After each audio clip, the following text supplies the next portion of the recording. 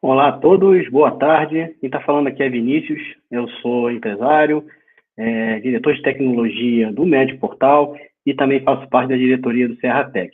É uma grande alegria tê-los aqui hoje conosco. Hoje é um dia muito especial, assim como toda essa semana, nós tivemos a nossa semana de ciência e tecnologia aqui em Teresópolis, com temas muito interessantes, e hoje a gente não pode deixar de citar, nós estamos vindo com mais 3 temas muito interessantes, 3 pessoas muito interessantes, e hoje o tema é sobre agronegócios, agroempreendimentos.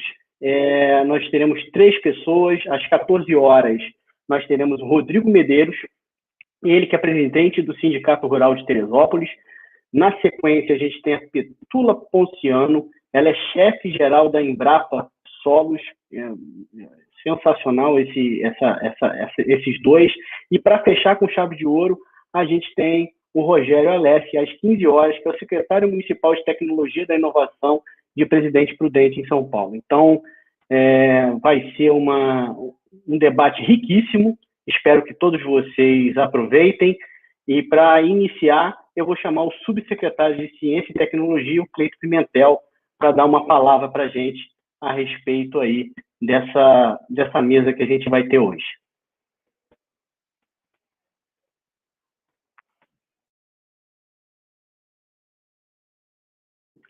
Ô Cleiton, tá mudo o seu microfone, tá mudo. Isso. Perfeito. Opa, liberou, beleza, vamos lá. Boa tarde a todos, boa tarde, Vinícius. Agradecimentos aí especiais aí aos nossos palestrantes, né, o Rodrigo Medeiros, a Petula e o Rogério Alessi, por participar da nossa Semana Municipal de Ciência e Tecnologia, um evento tão importante, né, para o desenvolvimento do município. Pensar tecnologia é pensar em desenvolvimento da nossa cidade, do nosso país.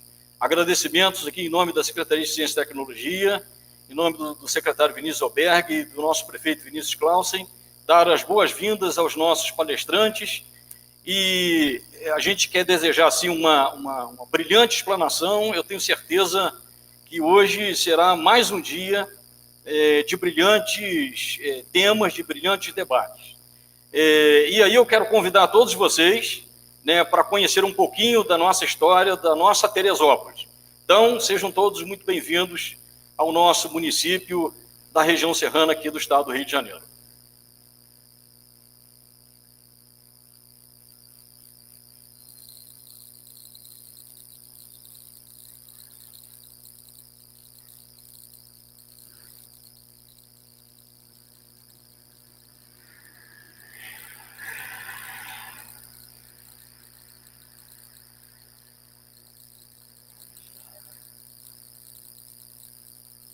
Sem som.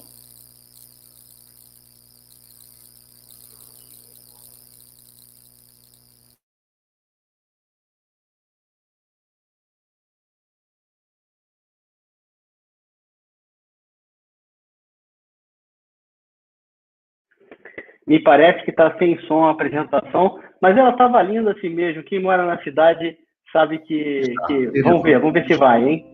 Com aproximadamente 186 mil habitantes, a 940 metros acima do nível do mar, é a cidade mais alta da região serrana. Capital nacional do montanhismo, Teresópolis é um dos principais destinos do mundo para turismo ecológico e de aventura. Cercada por 3 unidades de conservação, o município é um destino repleto de lugares para desfrutar a natureza, comer, se hospedar e comprar. A famosa Feirinha do Alto é a segunda maior feira artesanal ao ar livre do Brasil, com mais de 500 expositores. Em meio a essa riqueza natural, no coração da área rural, concentra-se a força econômica e produtiva de Teresópolis. O cinturão agrícola que faz do município o maior produtor de hortaliças folhosas do estado, contribuindo com 90% da produção. São aproximadamente 4 mil produtores rurais que trabalham em forma de cooperativas, agricultura familiar e cultivos orgânicos específicos, entregando 250 toneladas mês de verduras ao mercado consumidor e gerando uma receita anual de cerca de 200 milhões de reais. Essa cadeia opera a produção de mais de 30 itens. Outro destaque local é a produção da tangerina cocã, e mais recentemente, a região despontou pelo cultivo do lúpulo, um dos principais insumos da indústria cervejeira. E por isso, Teresópolis recebeu o título de capital do lúpulo e em breve vai comprovar sua potência produtiva para o mercado. Diariamente, os produtores da região vencem um grande desafio que está na logística, considerando que a área produtiva rural concentra mais de 800 quilômetros de estradas vicinais, muitas vezes com relevo acidentado e somando-se ao alto índice pluviométrico, característico da serra. Teresópolis está em permanente busca do aperfeiçoamento dos processos, agregando inovação e soluções para fazer o setor agrícola do município e do estado cada vez mais forte, provendo trabalho, renda e alimento para milhões de brasileiros.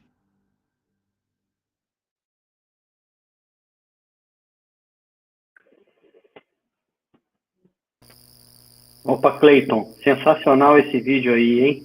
Isso daí tem que ficar com a gente passando e repassando para mostrar para fora a coisa interessante que a gente tem feito aqui dentro, não é isso? Verdade. Então, só mais desejar boa sorte a todos e dar as boas-vindas. Tá? Com certeza estamos aqui na expectativa das brilhantes apresentações. É contigo, Vinícius.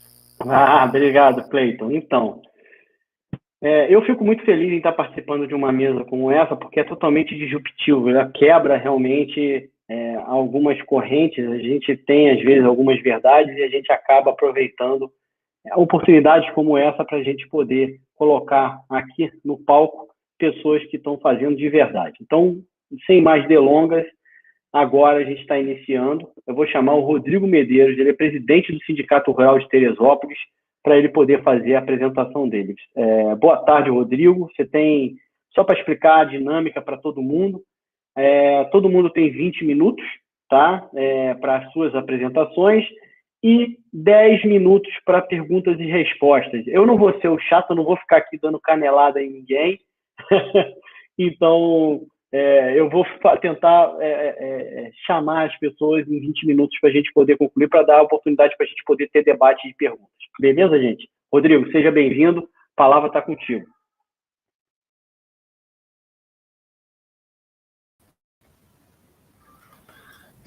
Boa tarde a todos. Queria agradecer o convite. Boa tarde, Vinícius. Tomara que seja uma apresentação boa, que vai dar tudo certo. Agora a gente vai falar um pouco sobre a agricultura de Teresópolis, né? Mostrar alguns pontos importantes da agricultura de Teresópolis e tentar mostrar para as pessoas a importância que Teresópolis tem na agricultura, que é um promissor, né? Vamos começar com a apresentação. Pode passar aí para mim, por favor? Pode passar esse slide. Bom, eu hoje sou o presidente do Sindicato Rural de Teresópolis. Isso foi uma caminhada muito longa, que começou há 9 anos atrás, com um convite do atual vice-presidente, que é o Ademar, que foi presidente do sindicato durante mais de 30 anos. E há 9 anos atrás ele me convidou para tentar inovar no sindicato e começar a fazer uma transição de gestão.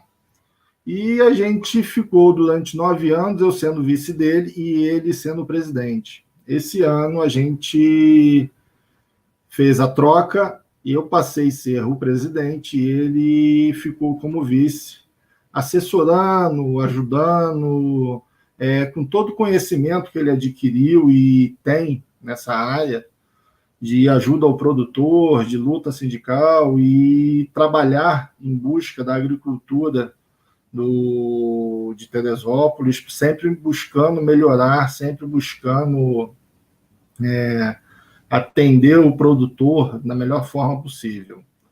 Eu sou produtor, sou nascido em Teresópolis, sou criado em Teresópolis, sou produtor rural. Hoje, a minha principal cultura é a alface, é o meu carro-chefe hoje. A gente planta várias hortaliças, mas o meu carro-chefe hoje é a alface.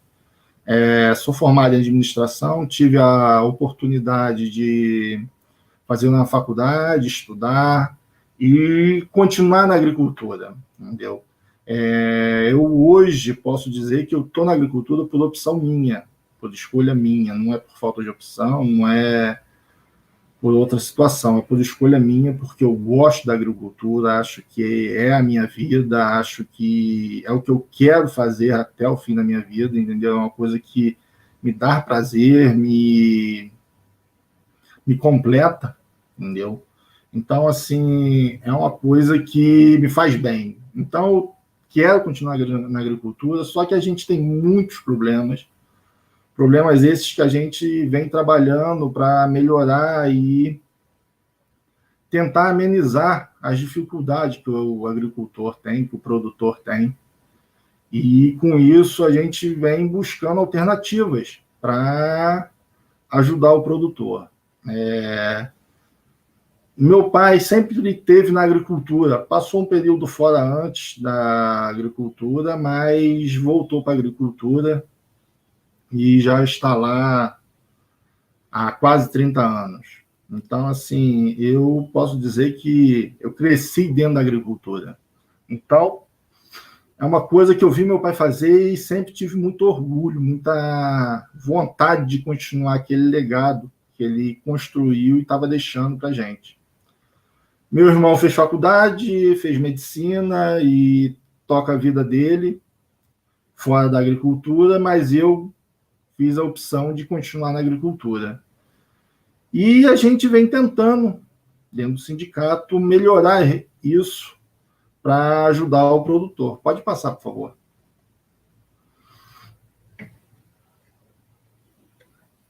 Pode passar o slide para mim, por favor?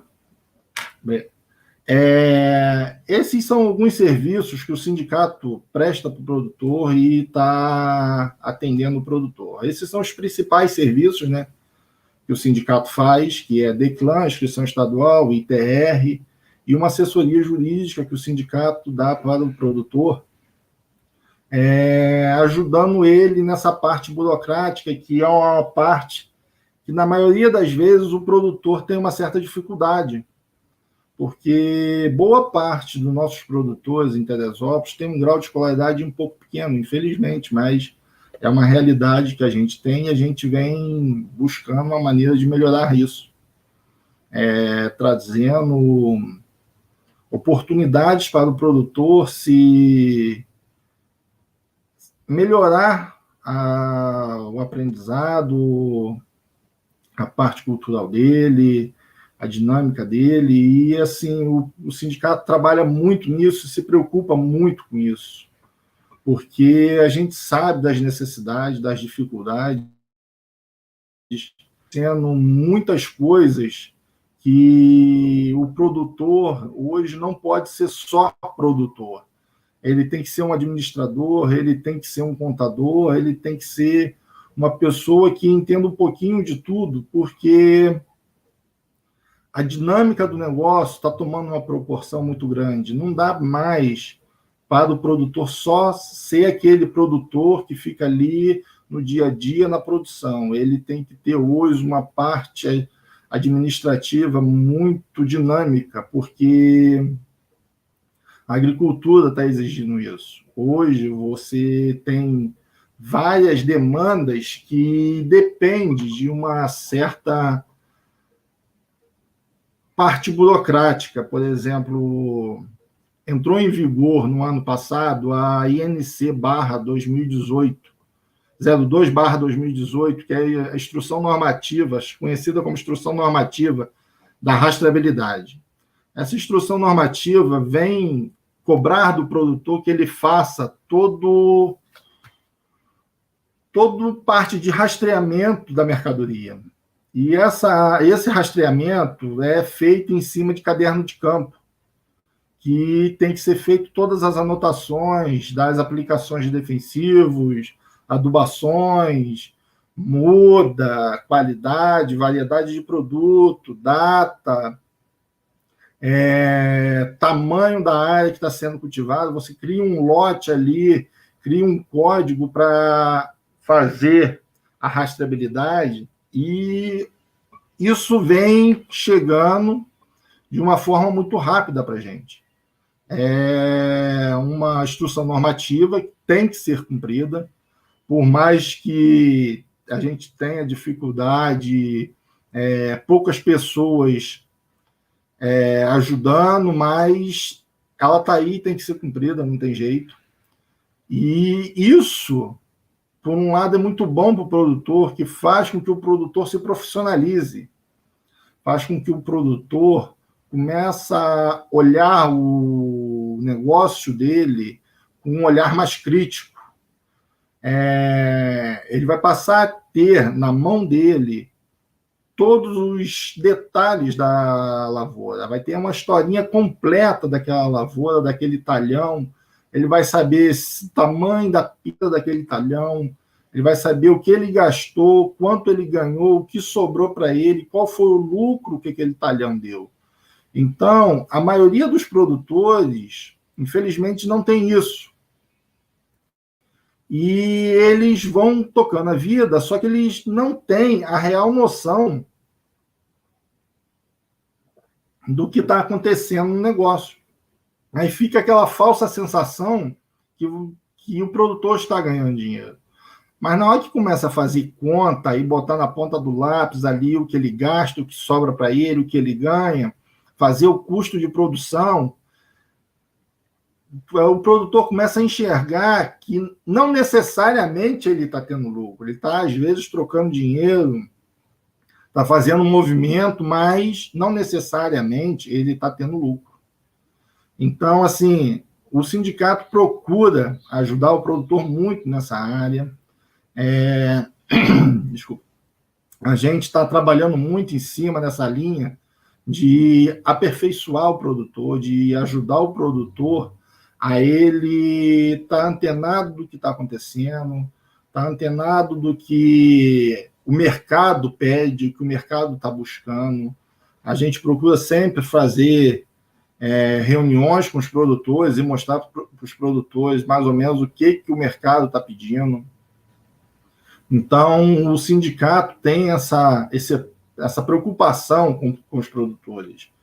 Por exemplo, o ano passado, a gente ficou um período sem o mobilizador, que é a pessoa que mobiliza os produtores para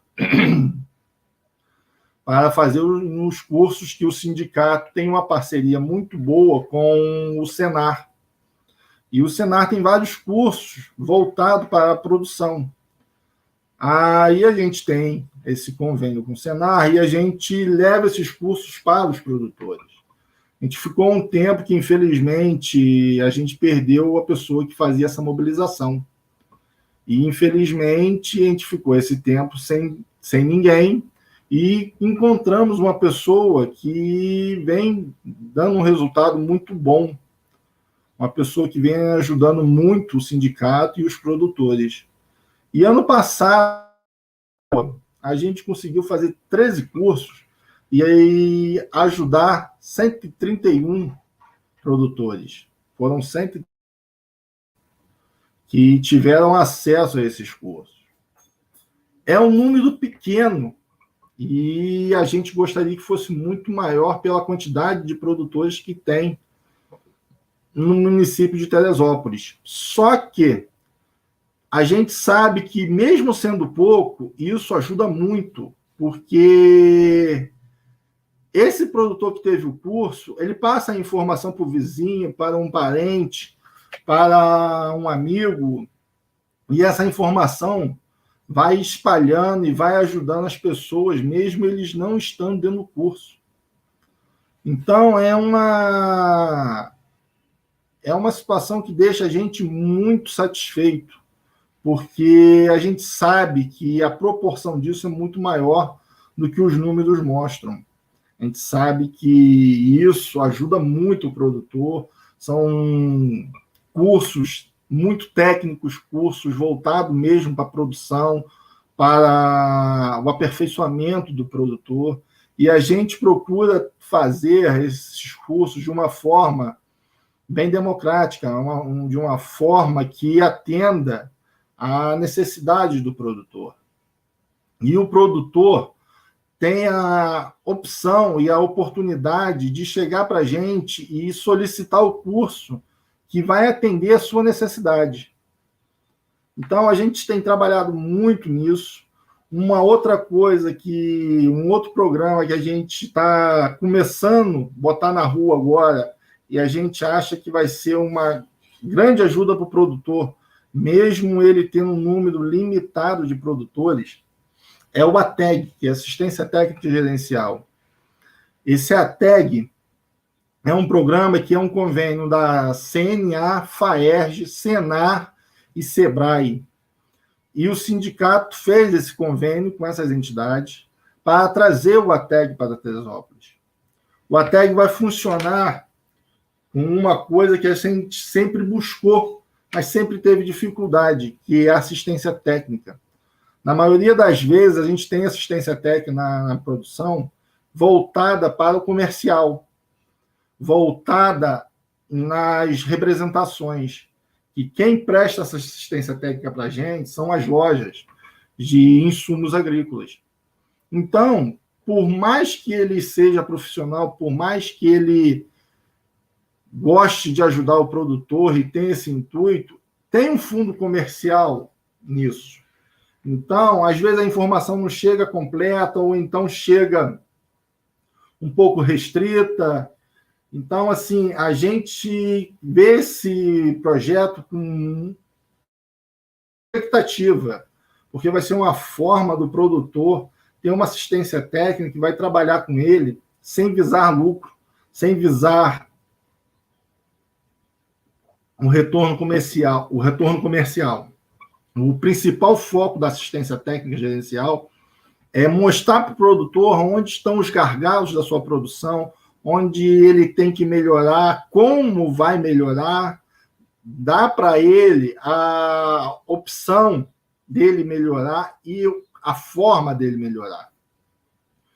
Esse programa a gente já está com um grupo de produtores na área de orgânico, a gente já tem o profissional, se tudo correr bem, não tiver nenhum imprevisto, no começo desse mês, do mês de dezembro, esse projeto já está em andamento.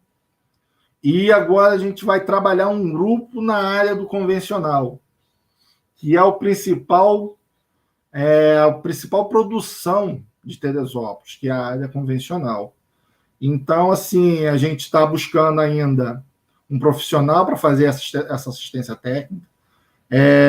Esse profissional pode ser um agrônomo, pode ser um técnico agrícola que tem experiência, e a gente está buscando esse técnico para tentar botar uma turma também do ATEG na área do convencional. E acredito que ano que vem a gente já esteja com essa turma pronta e ajudando os produtores nesse projeto também. Pode passar, por favor. Teresópolis tem alguns pontos muito importantes que devem ser destacados na agricultura. Por exemplo, Teresópolis é o maior produtor de hortaliça do estado do Rio de Janeiro. Tem uma concentração muito grande de produtores que produzem hortaliça num sistema intensivo, num sistema que tem uma produção por metro quadrado assustadora, de tão perfeita que ela é. A produção é extremamente dinâmica. A gente tem algumas culturas que chega a ter 5 ciclos, 5 plantios por ano. Por exemplo, a cultura da alface é uma cultura que, em média, o produtor de Teresópolis, com a dedicação e o trabalho dele, ele consegue fazer 5 ciclos, 5 plantios de alface num ano. Tem produtores que têm um sistema ali redondinho, funcionando muito bem, que consegue chegar a quase 6 no ano. Então, isso é uma produtividade muito grande, é uma dinâmica muito grande. Só um exemplo disso, por exemplo, no caso da alface, que é mais a minha área, a gente chega ao ponto de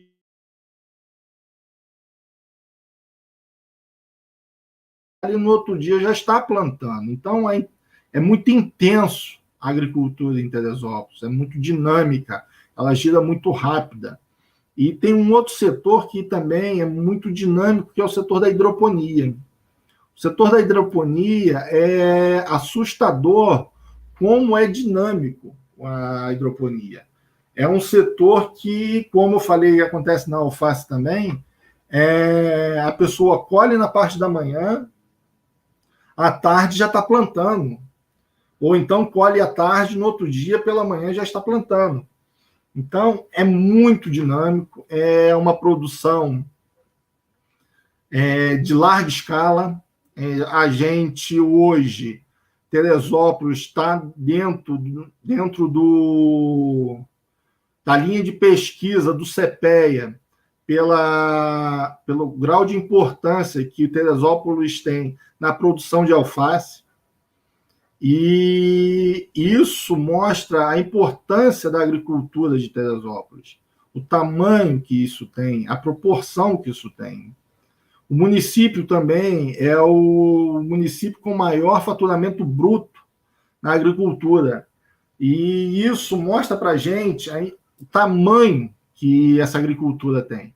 É uma agricultura que gira muito dinheiro, uma agricultura que gira muito rápido o dinheiro. Por exemplo, se você for comparar a agricultura de Teresópolis com uma agricultura que é praticada no Cerrado, uma soja, um milho, são culturas que demoram, são culturas de ciclo de 6 meses, um ano,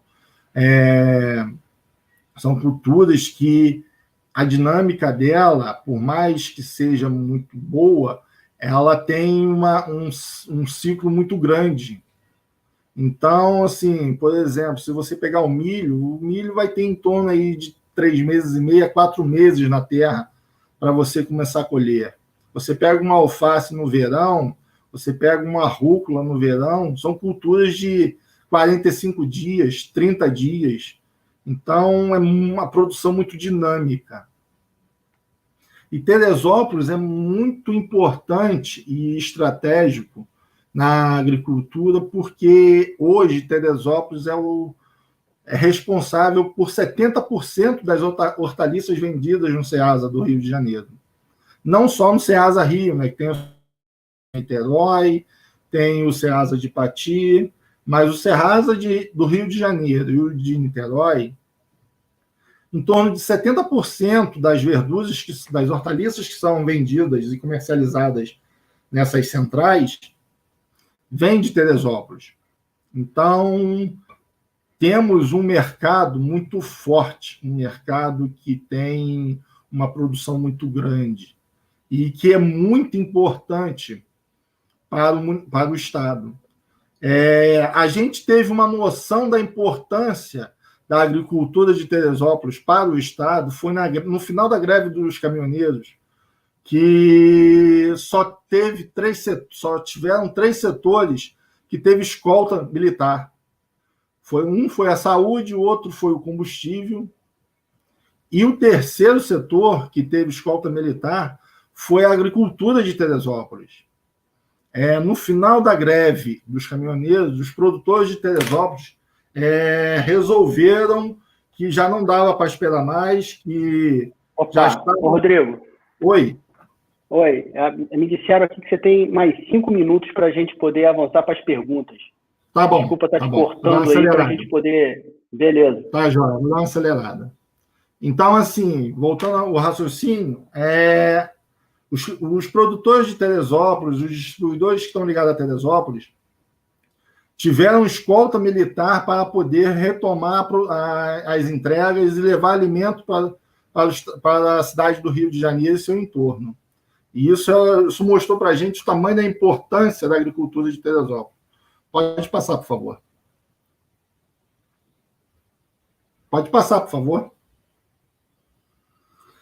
Teresópolis é o principal produtor do estado nas culturas de alface, brócolis, cebolinha, chicória, espinafre, rúcula e tangerina polcã. E daqui uns dias vai ser do lúpulo também. Essas culturas têm um peso muito grande na cesta básica, na alimentação do consumidor nas cidades. Pode passar, por favor.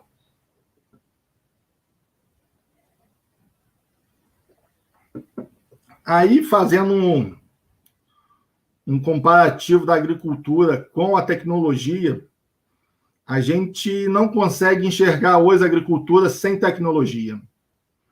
São coisas que vão andar juntas, abraçadas agora para o resto da vida. Por exemplo, a agricultura hoje já tem as fazendas verticais que vêm sendo pensadas, só que o custo é muito alto, de uma forma que vem acelerar a produção e aumentar a produção. Uma outra coisa da tecnologia que vem ajudando muito o produtor, eu acho que vai ficar por muito tempo na agricultura, são os drones, que são equipamentos que vêm ajudando muito o produtor na área de pulverização e na área de mapeamento das lavouras e das plantações. Uma outra coisa que o drone vai ajudar muito a agricultura vai ser na área de regularização fundiária. Por exemplo, Teresópolis tem uma dificuldade muito grande de fazer a medição dos perímetros da propriedade, porque muitas áreas acidentadas, áreas de florestas, e para você chegar com um equipamento nesses pontos é muito complicado. E o drone pode ajudar muito nisso, porque ele vai por cima, chega no ponto, a precisão do drone hoje é muito grande, é muito pequena a margem de erro, então isso vai ajudar muito na agricultura. E um outro ponto que é extremamente fundamental para a agricultura é a conectividade, que apesar dela ser precária ainda na área rural, ela é muito importante para a agricultura, porque com a conectividade a gente consegue atender algumas demandas para rastreabilidade, o produtor consegue ter ali na palma da mão dele a previsão do tempo, o clima, como vai acontecer, programar um plantio de solo, um preparo de solo, programar um trabalho, alguma tarefa que tenha que ser feito antes da chuva. Então, a conectividade hoje é muito importante para a agricultura. Além disso, ela faz com que o produtor deixe de ser refém do cliente, do atravessador, da pessoa que compra a mercadoria dele, porque ela, com a conectividade, ela passa a ter a informação, e essa informação ajuda ela a definir o preço com o cliente, a argumentar esse preço, e isso vem ajudando muito o produtor e diminuindo a diferença nos preços de Teresópolis para outras praças. Então, isso vai ser muito importante para os produtores quando a gente conseguir ter uma conectividade mais abrangente, melhor. Hoje ela é um pouco precária ainda no interior, mas tem melhorado muito nos últimos anos. Bom, pessoal, seria basicamente isso. Queria agradecer a todos e queria agradecer também ao secretário Vinícius pelo convite.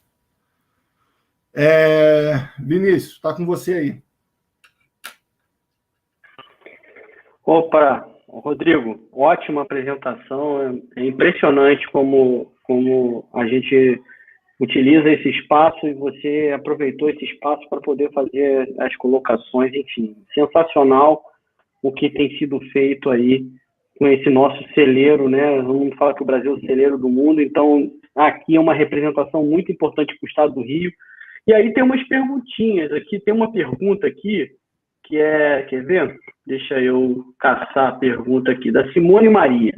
Ela perguntou se é possível o Sindicato Rural fazer parceria para trazer o curso técnico em agronegócio para Teresópolis. Como é que vocês estão tratando com essa parte de educação? Como é que isso pode ser feito? Ô, Vinícius, a gente tem essa possibilidade. É um trabalho que a gente vem buscando isso. A gente já vem conversando com algumas pessoas sobre isso. E a gente tem o sonho, um dos sonhos do sindicato, né, vamos dizer assim, é de trazer uma faculdade ligada ao agro para Teresópolis. O Senar tem essa faculdade.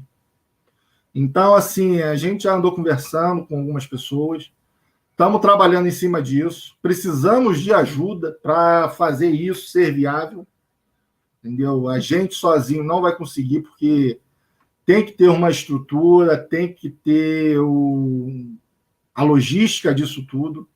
Então, assim, estamos dispostos a fazer, a possibilidade existe, é questão de mobilizar, conversar e botar na prática. Só isso que a gente precisa. Entendeu?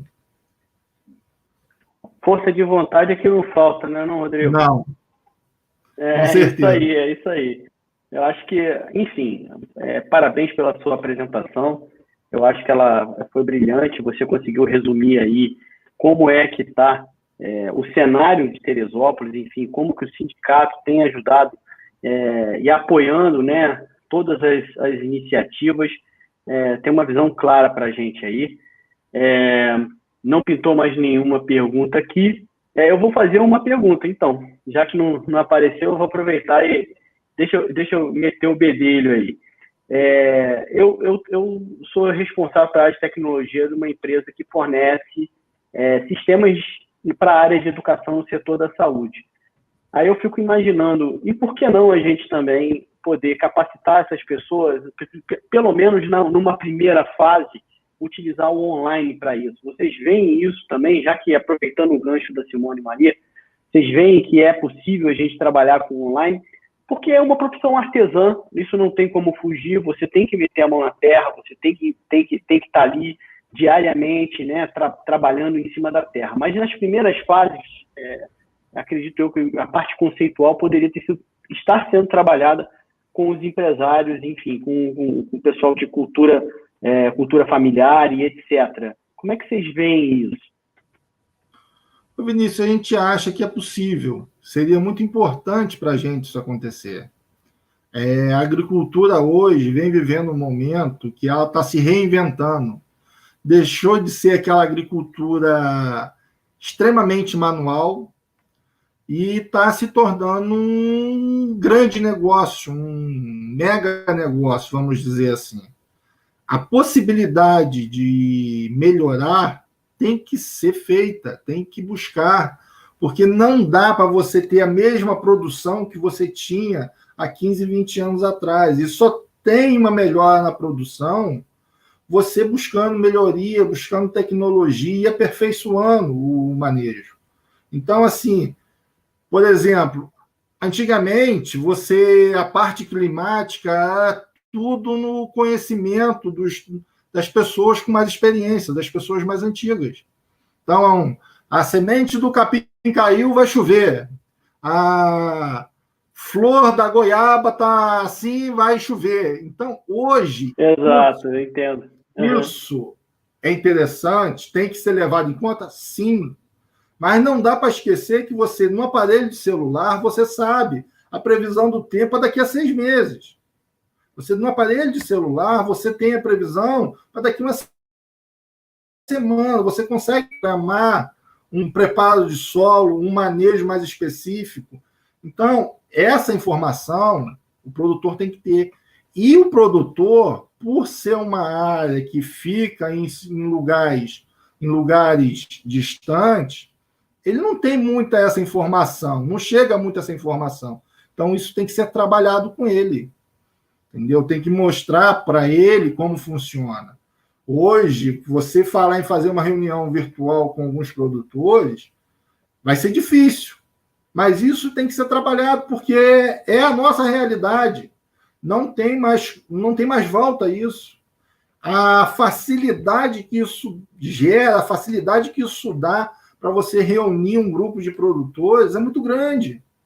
Você não precisa se deslocar para um ponto, juntar a pessoa, às vezes, de 15, 20 quilômetros para resolver isso. Você, numa reunião virtual, você pode definir o caminho de um sindicato, de uma cooperativa, criar uma cooperativa, que é uma coisa tão importante para a agricultura. Então, eu acho extremamente válido e o sindicato está de portas abertas para todas essas situações. A gente quer e vai o produtor, entendeu? Maravilha, Rodrigo. Eu fico acompanhando e a gente vê a Bandeirantes, né, o canal Bandeirantes tem o canal do agronegócio. A gente vê como que o Brasil esse ano foi importante o agronegócio. Então, assim, foi o que segurou a economia, se a gente for fazer uma análise. Então, parabéns para vocês, parabéns pelo sindicato que você representa. Eu acredito que você tem muitos desafios e eu acredito que a administração atual, enfim, esteja focada e vislumbrando aí mudanças para um mandato completo, enfim, do prefeito eleito, etc. Acredito eu que a vontade pública acaba sendo contextualizada e aparecendo assim para todo mundo. Então, parabéns aí. Enfim, você tem mais alguma palavra? Você quer deixar mais alguma mensagem? Eu só queria fazer uma observação aqui agora no final. Essa semana foi aprovada a liberação e a abertura para a utilização do fundo do FUST, que seria o Fundo de Universalização das Telecomunicações. Esse fundo está lá parado, e esse fundo foi aprovado uma liberação para ele, para melhorar a conectividade, o acesso à internet nas áreas rurais. Eu acho que essa oportunidade a gente não pode desperdiçar. A gente tem que ir atrás disso, buscar isso, e tentar trazer para a nossa área rural a melhoria disso, do acesso à internet, do acesso à conectividade, e proporcionar ao produtor e à agricultura essa maravilha que é a tecnologia, que não tem mais volta, isso vai fazer parte da nossa vida o resto dela. Entendeu? Então, assim, gostaria Exatamente. Por isso, e agradecer à Prefeitura, ao secretário Vinícius, a você e a toda a equipe que fez parte dessa semana tão maravilhosa, que mostrou tantas coisas para a gente, que às vezes está do nosso lado e a gente não se dá conta que ela existe, né? Então, um abraço aí. a todos. Obrigado. Um abraço. Obrigado, Rodrigo. Ótima mensagem. Bem, agora, continuando com a nossa semana, né? Essa semana espetacular, eu vou ter o prazer agora de convidar a Petula Ponciano. Ela é chefe-geral da Embrapa Solos. Vai fazer para a gente aqui uma apresentação a respeito do cenário geral sobre o que a Embrapa tem trabalhado, a Embrapa Solos tem trabalhado. Tudo bom, Petula? Tudo bom, Vinícius? Bem, agradecer o convite, né, dos Vinícius, né, parabenizar aí o prefeito, são 3 Vinícius, né?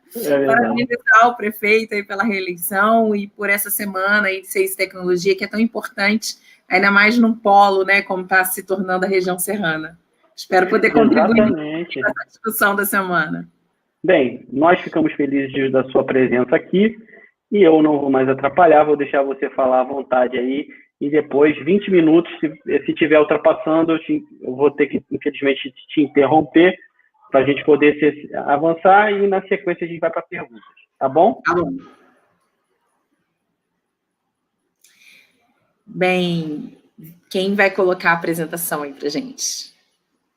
Ou eu que compartilho por aqui?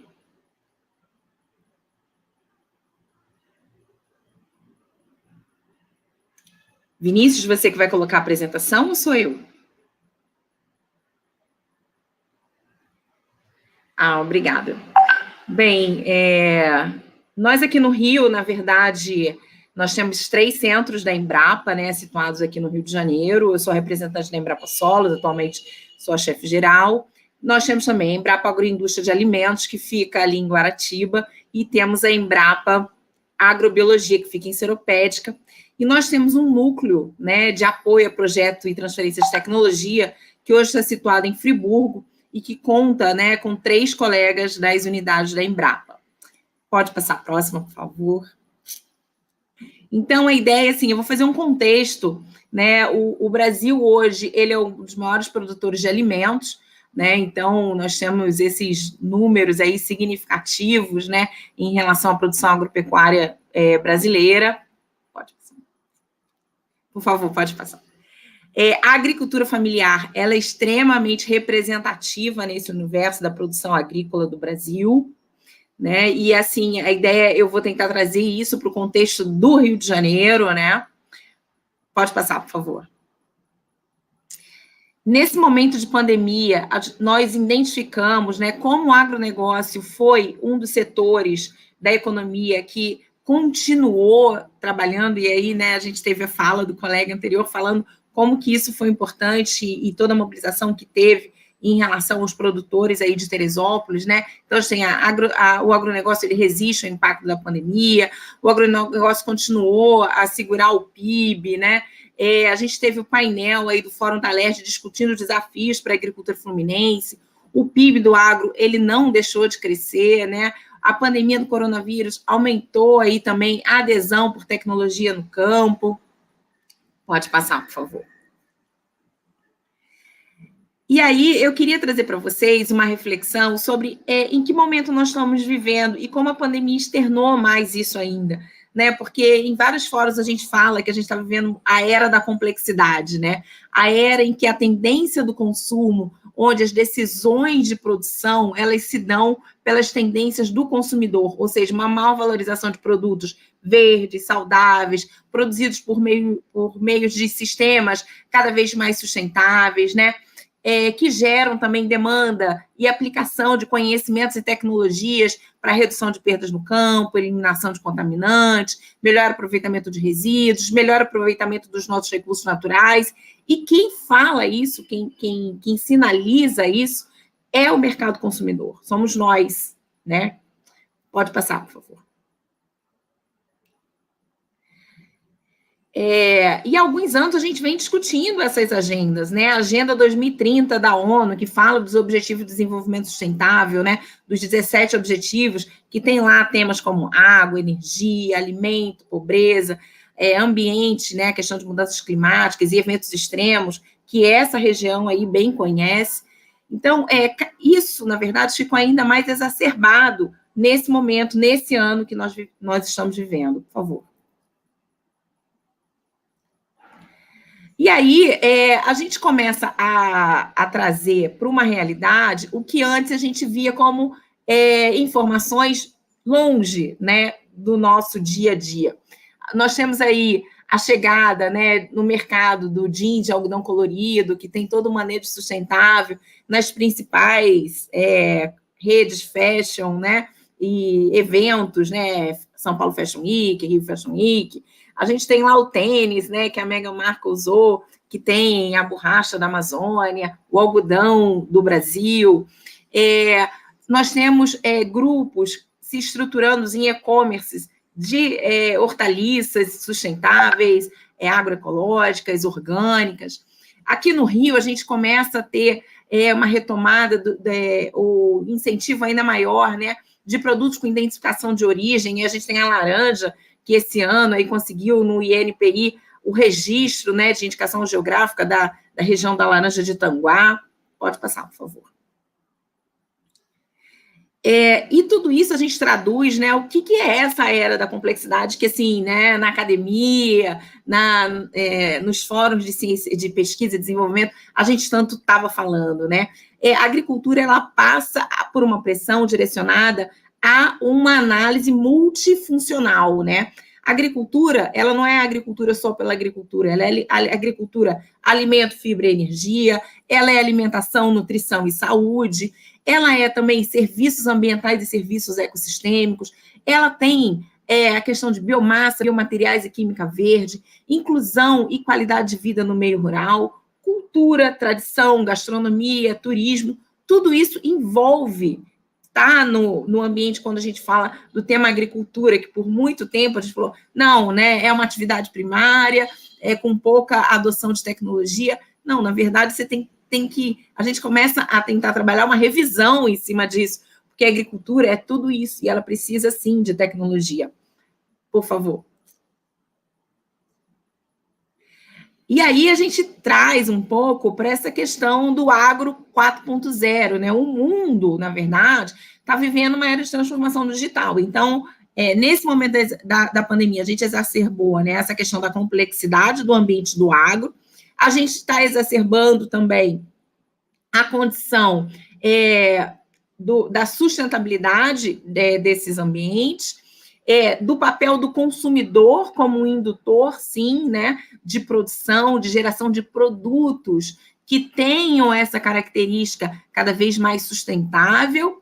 E aí você tem, na verdade, na transformação digital, e aí não é o digital pelo digital, né, a principal ruptura no mercado, que não é a tecnologia.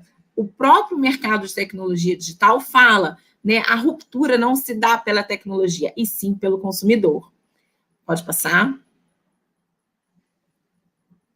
E quando a gente fala, né, da evolução do agro 1.0 para o agro 5.0, e a gente agora está, né, nessa interlocução aí do agro 1.0, que, na verdade, nossa, eu quase não estou conseguindo aqui enxergar o slide.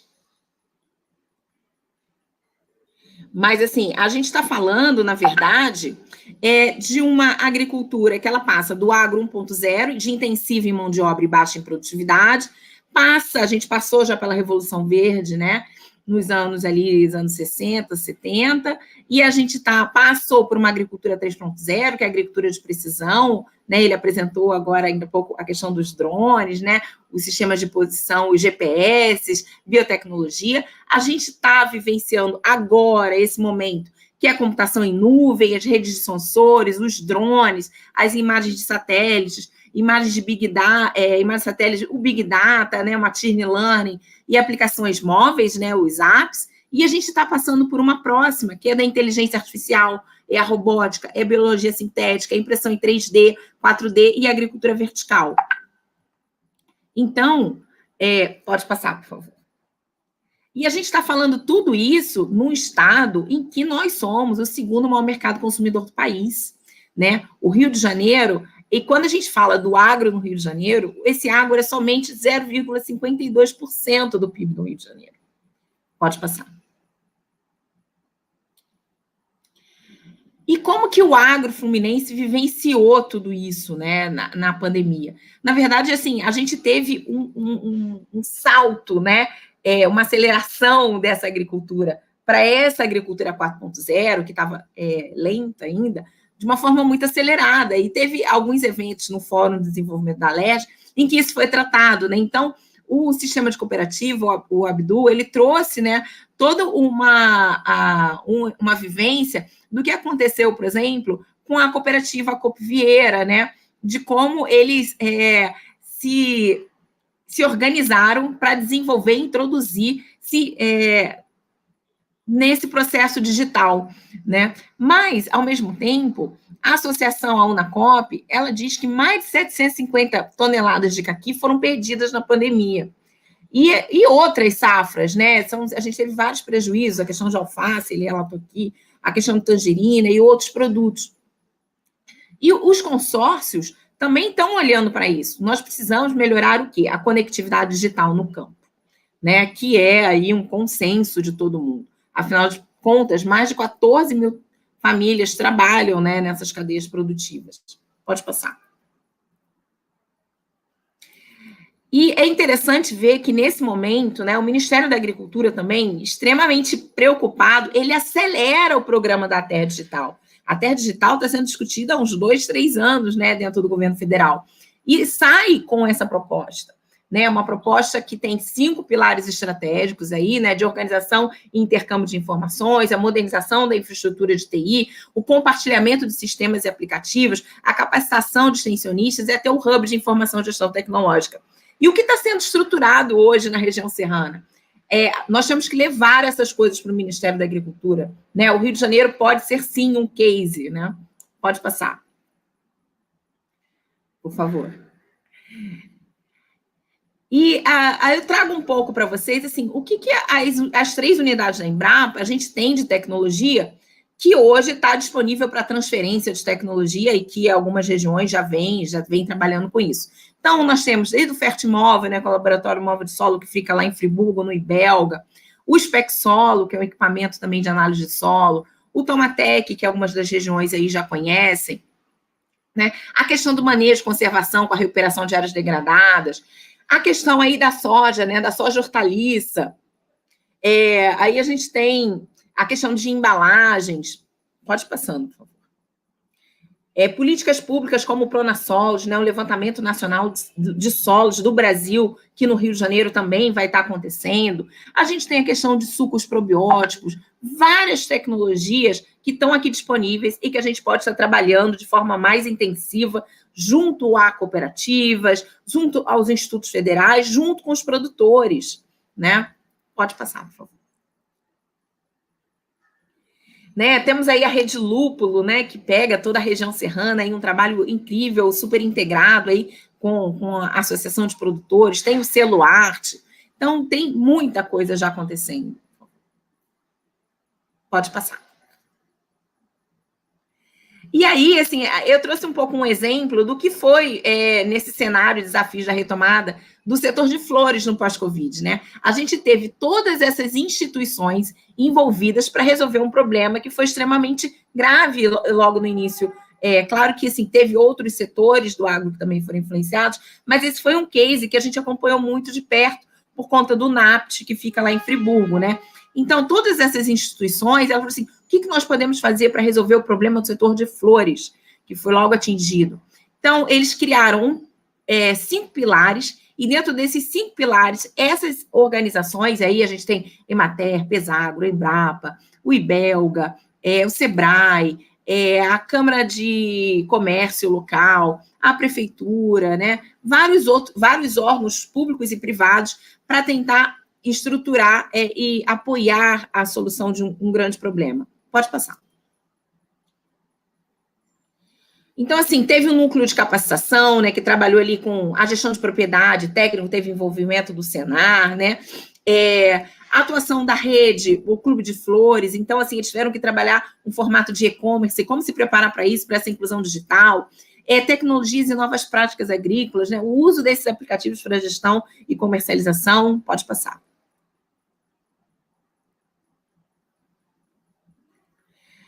A questão de dados, né? Então, também era o momento de você estruturar isso tudo, o acesso de dados, como que se organizar essa tecnologia para a melhoria da produção e durabilidade dos produtos, a relação mercado e consumidor, novidades também fora da caixa, né, para o setor, informações econômicas para balizar a tomada de decisões. Pode passar. A questão da conectividade, né? Sempre, sempre, sempre presente, né? Uma melhoria urgente aí da conectividade para a região, migração para a agricultura 4.0, o uso dos aplicativos em dispositivos móveis. Pode passar.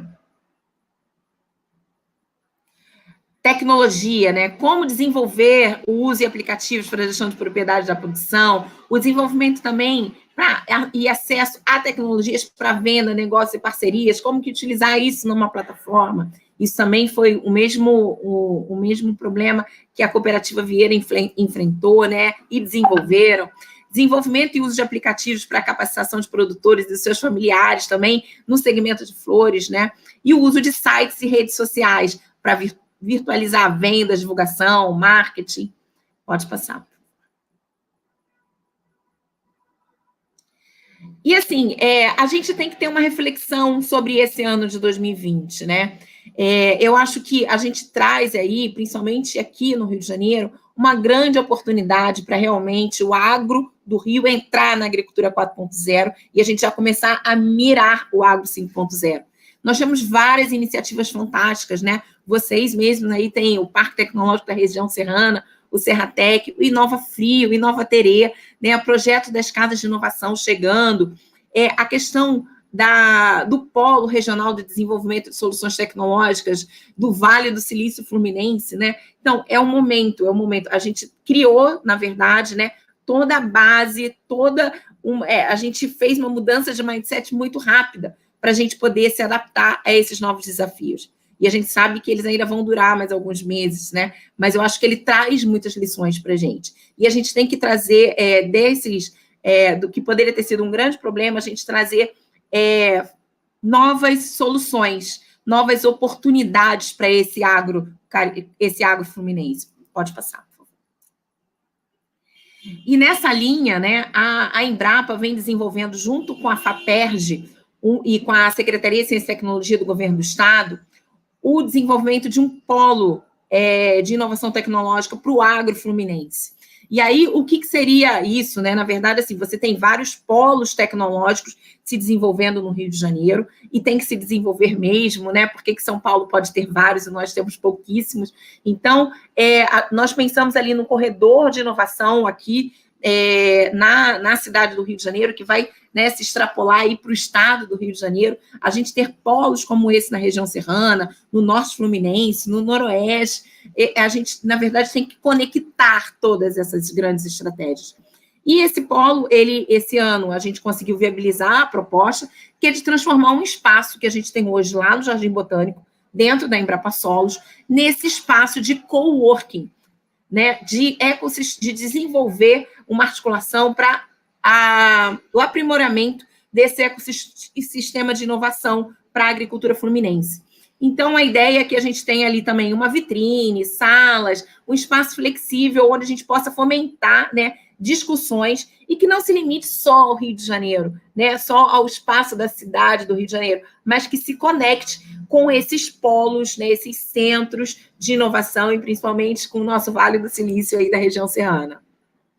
Pode passar.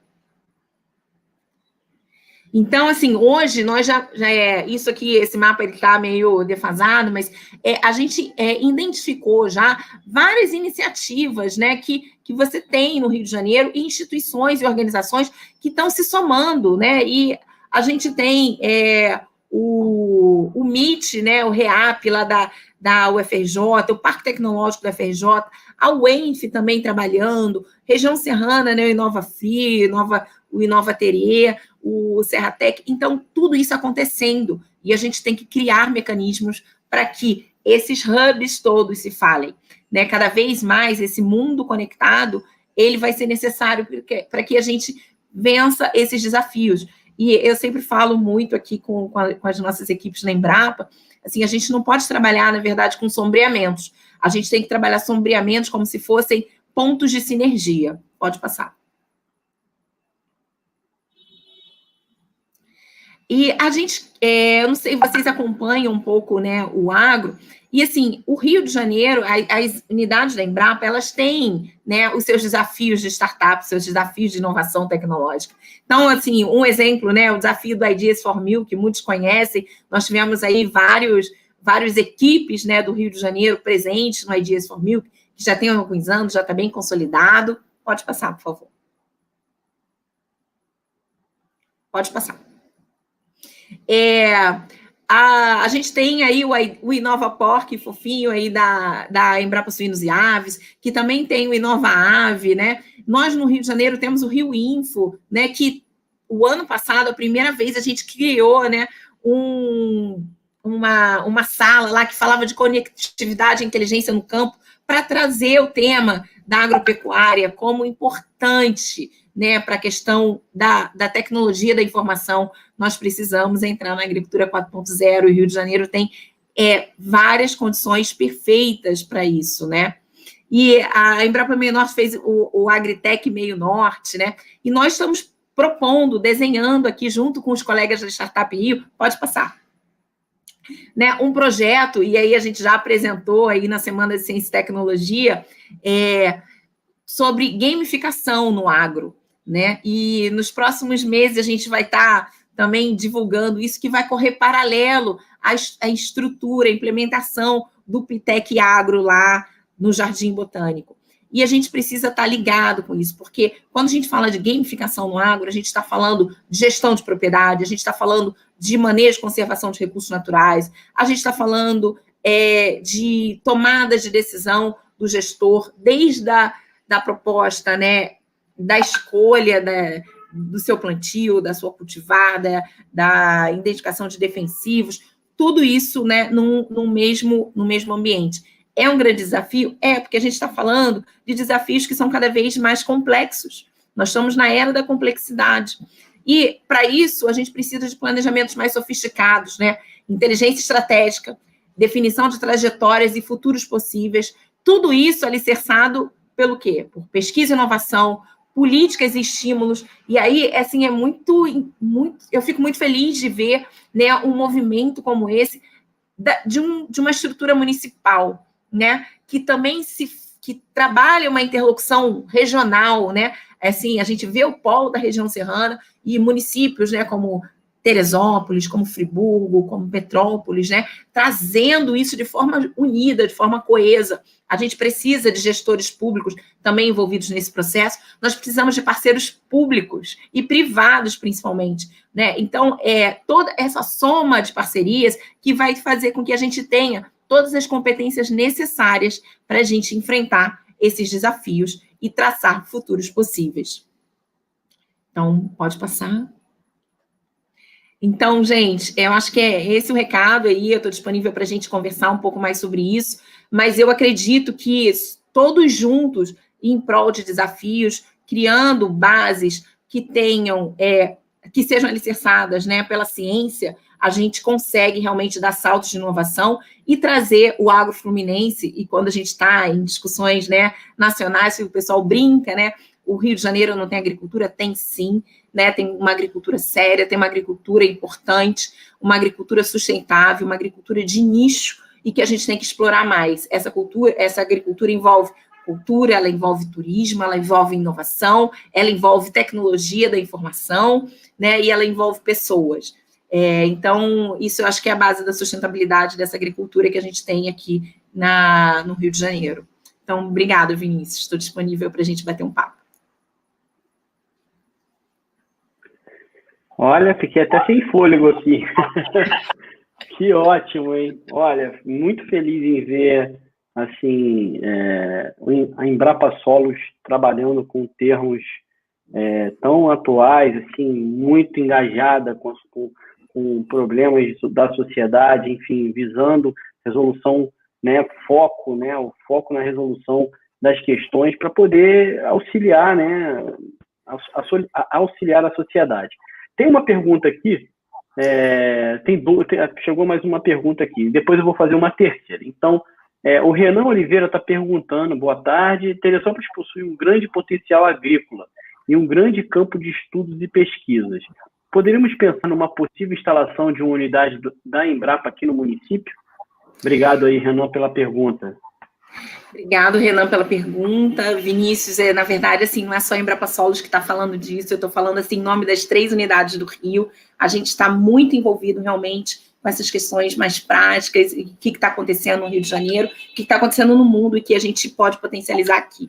Com relação à criação de unidades, assim, hoje a gente não precisa mais criar unidades para a gente ter Embrapa aí, né? Na verdade, com o polo aí, como Serratec, né, Inova Terê, Inova Free, a gente, na verdade, tem que criar projetos onde nós estejamos junto com vocês, né? E a gente tem alguns, né? O projeto do lúpulo ali, todo o zoneamento do lúpulo, toda a validação das cultivares de lúpulo que vão ser disponibilizadas para a região, que vão apoiar o futuro zoneamento de risco climático, que vai apoiar também um seguro agrícola, né, um investimento direcionado para a cultura do lúpulo na região serrana, tem a participação da Embrapa. Então, não importa, a gente fala muito isso, né, não importa onde nós estamos com a sede localizada. Nós somos, por exemplo, um Centro Nacional de Solos, então estamos no Rio de Janeiro, mas a gente tem pesquisadores envolvidos em projetos no Brasil inteiro. Então, a região serrana e Teresópolis é aqui em cima, né? Então, vamos conversar, vamos estruturar projetos conjuntos, né? A gente procura sempre trabalhar de forma integrada as 3 unidades, os institutos federais, as universidades que vocês têm aí, as associações de produtores, né? O Senar, o Sindicato Rural. Então, assim, a gente está disponível. Junto com o Senar Rio, esse ano, no período da pandemia, a gente criou um programa de capacitação chamado Solos Produtivos, que a gente ia fazer presencial, e nesse momento da pandemia falou, olha, não vai dar. Então, a gente sentou com o Senar Rio e falou, vamos fazer pelo menos uma ação, algumas palestras virtuais. Teve uma adesão enorme, a gente vai reformular a proposta para o ano que vem, esse Solos Produtivos, em parceria com o Senar Rio, vir ainda mais forte. Ótimo. Acho assim, parece que a pandemia, a situação da pandemia, ela veio para acelerar todo um processo digital que muitas empresas elas iam validando aos poucos esses modelos. Então, a pandemia ela acelerou. Como você falou, a gente não tem mais paredes, né? Na realidade, a Embrapa está aqui para poder, independente do local, a gente está aqui para poder estar atuando em conjunto, validando projetos e etc. Bem, o Pedro Silva, obrigado, Pedro Silva, ele fez uma pergunta, mas eu acho que você já respondeu quais são os projetos da Embrapa Solos para Teresópolis. Você já falou, né, um deles aí, existem muitos outros, né? Então, nós temos, assim, uma proposta de conversar aí com os Vinícius, com o prefeito, com o secretário, né? Então, logo a gente passasse aí as eleições e tal, para a gente poder atuar mais estrategicamente na região.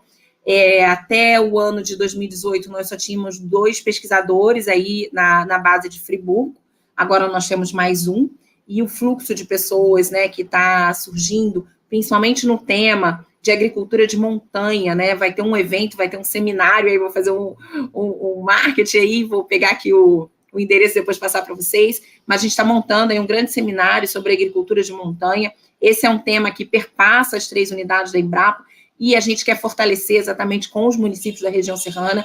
O Rio de Janeiro pode ser um pioneiro nesse tema, né? A gente tem o Espírito Santo aqui do lado, querendo a gente puxar a gente para lá, mas a gente tem muita base, já muito resultado interessante aqui no Rio, para a gente mostrar para o mundo, né? Porque o evento que teve há 2 anos atrás, acho que já abriu essa porta.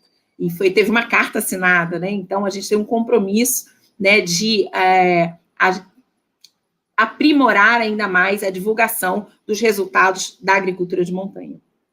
Muito aí capitaneado pelos colegas da Embrapa Agrobiologia, mas com total apoio da Embrapa Solos e da Embrapa Agroindústria de Alimentos. Ótimo. Como você falou, isso tem que ter o apoio não só do público, mas do privado, né? O Serratec, eu aqui eu faço parte do Serratec na parte da diretoria, então o interesse total dos empresários poderem estar juntamente com o público, a gente fechando esse círculo, né? Para que a gente possa fazer com que as iniciativas elas sejam validadas, elas sejam devidamente aprovadas e entrem para o mercado para poder estar apoiando aí, enfim, esse segmento que é muito importante para o país. Tá? Tem mais 2, deixa eu ver aqui, tem mais uma, Kleber Cosolino, obrigado, Kleber. Haveria possibilidade de estabelecimento de parceria entre Embrapa Solos e Prefeitura, né, Secretaria de Agricultura, você já respondeu um pouco disso, para o uso do SPEC Solo para agricultores de Teresópolis. Bem, eu acho que você já deixou aí a deixa, né? Então, eu vou o Kleber, a sua pergunta foi bem oportuna, assim, a gente vai estar estruturando a central analítica do SPEC Solos aqui no Rio de Janeiro, para atender, na verdade, todo o estado, né? É um equipamento que ele é bem moderno e ele precisa de um nível de calibração. Então, a gente vai montar a central aqui e a gente tem conversado com vocês e com outros municípios, né? Todo mundo muito interessado na tecnologia do SPEC Solo e a gente realmente acha que é uma tecnologia disruptiva. Então, a gente espera que em 2021 realmente a gente avance com essa tecnologia, né? Agora que a gente saiu da fase do protótipo e realmente o equipamento está aí 100% para utilização. E eu acho que é isso, Vinícius, assim, é super importante a gente ter projetos muito bem estruturados junto com o setor privado, o setor público, e a gente sentar e conversar com vocês, olha, a gente vai propor editais conjuntos, né, porque às vezes essa diretriz é muito importante que ela tenha aí um alinhamento, né, público-privado, porque como o lúpulo, eu acho que o lúpulo ele saiu disso, inclusive tem apoio, né, parlamentar, a gente tem uns 2 ou 3 deputados que são super interessados nisso. O ano que vem você sempre tem emendas parlamentares, mas você tem também fundos de investimento que têm interesse nisso, fundos de investimento nacionais e internacionais, né? A gente está falando aí de um mundo que está chegando, aí a gente está falando, né, de New Green Deal, a gente está falando de ESG, né? Então, assim, você tem várias oportunidades de investimento e você tem, e quando a gente fala em agricultura de montanha, a gente não está falando só de agrônomo, a gente não está falando só de biólogo, a gente está falando de várias especialidades. A gente precisa de gente de tecnologia da informação, a gente precisa de gente das engenharias mecânicas, da engenharia ambiental. A gente está falando de uma gama de profissionais que hoje não são só aqueles diretamente ligados ao agro, né? E aí, assim, a gente brinca um pouco assim, porque hoje eu não sou agrônomo, eu sou economista, né? E assim, a gente vê como que a gente precisa ter também essa multidisciplinaridade quando a gente fala de inovação e principalmente de inovação em agricultura.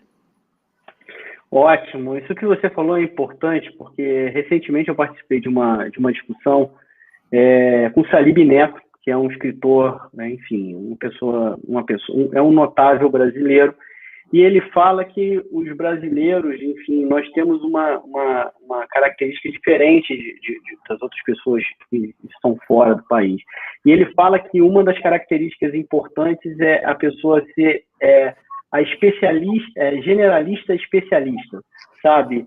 Porque a gente tem a capacidade de você absorver uma série de demandas ou de ideias, e aí você conseguir especializar. Então, isso é uma das características que o profissional do novo século, e que você falou, faz todo sentido, não é à toa que você é uma pessoa generalista, especialista, que está atuando aí, enfim, está fazendo um trabalho maravilhoso aí no Embrapa, eu acho que é importante. Enfim, eu tenho mais uma pergunta para a gente poder ser rápido, eu quis ler... como no setor da saúde, nós estamos vivendo em todos os setores uma certa invasão de tecnologia. E essa invasão de tecnologia, as pessoas precisam se preparar. Como preparar a força de trabalho para esse novo século e novas tecnologias disruptivas que estão chegando? Isso daí é uma coisa... foi feito um documento para a área da saúde britânica, enfim, um médico cardiologista fez, Eric Topol fez um documento onde prepara o profissional, as pessoas diferentes, elas são preparadas para poder estar atuando com tecnologia. O que você enxerga nessa área que você está trabalhando? Como que você enxerga as pessoas que estão vindo trabalhar? Elas vão conseguir, estão preparadas? Elas têm essa visão de generalistas e especialistas? Como é que você enxerga isso? A educação, como você está vendo isso? O que está chegando nesse setor? Assim, a gente, quando eu apresentei ali, né, os projetos de inovação da Embrapa, né, esses hackathons, quando a gente começou a pensar nisso aqui para o Rio, a gente pensou, olha, acho que a gente não tem essa questão do aplicativo pelo aplicativo, né, os hackathons já estão acontecendo, mas a gente sente que para o meio rural a gente precisa trabalhar um pouco antes. E a gente pensou muito nessa questão da gamificação como um processo de educação, até, não só da tecnologia, né, de como que a tecnologia chega, mas de mostrar também para quem está no campo que aquele trabalho, ele também requer pessoas e tecnologia, que esse produtor que está lá, ele já usa tecnologia, ele já faz inovação. Então, quando a gente traz a gamificação, a gente pensa principalmente nesses jovens, nessa próxima geração, que ela tem que ir lá, que tem oportunidade no campo, sim, que ela vai estar tão conectada com o mundo, né, como a gente está aqui no ambiente urbano, né, que o impacto do que ele está fazendo lá, intensificado em tecnologia, tem um impacto na vida de toda a sociedade. Então, eu acho que a gente trabalhar essa narrativa com os jovens, né, acho que o polo que vocês estão montando aí com os municípios da região serrana tem um ambiente preparado para isso, né? Vocês já estão fazendo essa base, e a gente tem que trazer isso também para a área urbana. Então, essa conexão, acho que depende de nós, né? Estamos aí tentando trabalhar processos inovadores em políticas públicas, com parcerias público-privadas. A gente tem que trazer essas experiências e mostrar de que forma que isso acontece, com ferramentas que são hoje, que são as ferramentas que todo mundo usa. Que não tem mais essa ferramenta, não, essa ferramenta só quem usa é quem está na área urbana ou quem está na área rural. Não, é uma ferramenta para todos. Se alguns vão utilizar a gamificação como para brincar, né, para se divertir, para outros isso vai ser um processo educacional, de sensibilização, de engajamento. Então, acho que a gente está tentando trazer aí novas formas de comunicar isso e de mostrar o quanto essas áreas, né, tudo isso tem que estar conectado. Como falei aí, né, problemas complexos, soluções complexas e desafios complexos e arranjos complexos também. Com certeza, com certeza. Ótimo, queria agradecer a sua participação. Vou deixar você falar aí as últimas palavras, enfim, deixar sua mensagem final aí para que a gente possa avançar aí com a nossa semana de Ciência e Tecnologia. Bem, Vinícius, eu queria agradecer o convite de vocês por ter participado aqui da Semana da Ciência e Tecnologia de Teresópolis. Eu acho que iniciativas como essa deviam ser feitas por todos os municípios, né? E a gente está aí à disposição para contribuir com vocês sempre, né? As 3 unidades aqui do Rio, assim, passar a pandemia, a gente quer ir também presencial. A gente tem essa dívida aí, né, de conversar com vocês presencialmente. E a gente está aí disponível para a gente conversar, para a gente trocar, principalmente em relação aí o Pitec Agro, né, que vai estar iniciando aí todo o seu processo de estruturação aí no ano de 2021. Então, e parabenizar vocês por transformar esse evento que seria presencial em virtual e com sucesso que está sendo essa semana, né, palestras ótimas, discussão incrível e que acho que a gente vai estar construindo realmente um ambiente melhor para quem está aí nas escolas, nas universidades, e que podem contar, né, com a gente para estar acelerando esse processo. Obrigada. Maravilha. Obrigado, Petula. Bem, a gente teve o prazer de falar com a Petula Ponciano, ela é chefe-geral da Embrapa Solos, ótima apresentação, e quero dizer para vocês agora que a gente vai para a nossa última palestra, né, a última muito especial. A gente está recebendo aqui o Rogério Alessi, ele é secretário municipal de Tecnologia e Inovação de Presidente Prudente, em São Paulo, está fazendo um trabalho espetacular de inovação, e ele vai falar aí para a gente. Queria agradecer a participação de todos. Por favor, mandem as suas perguntas, as suas observações, a gente está aqui aguardando vocês. Essa participação até então está maravilhosa. Vocês podem conferir a programação da Semana Municipal, né, que está acontecendo em Ciência e Tecnologia, no site teresópolis.rj.gov.br, como está passando a mensagem embaixo, Semana Nacional de Ciência e Tecnologia. Então, estou aguardando aí a chegada do secretário Rogério Alessi, chegando aí. Opa, Rogério, tudo bom?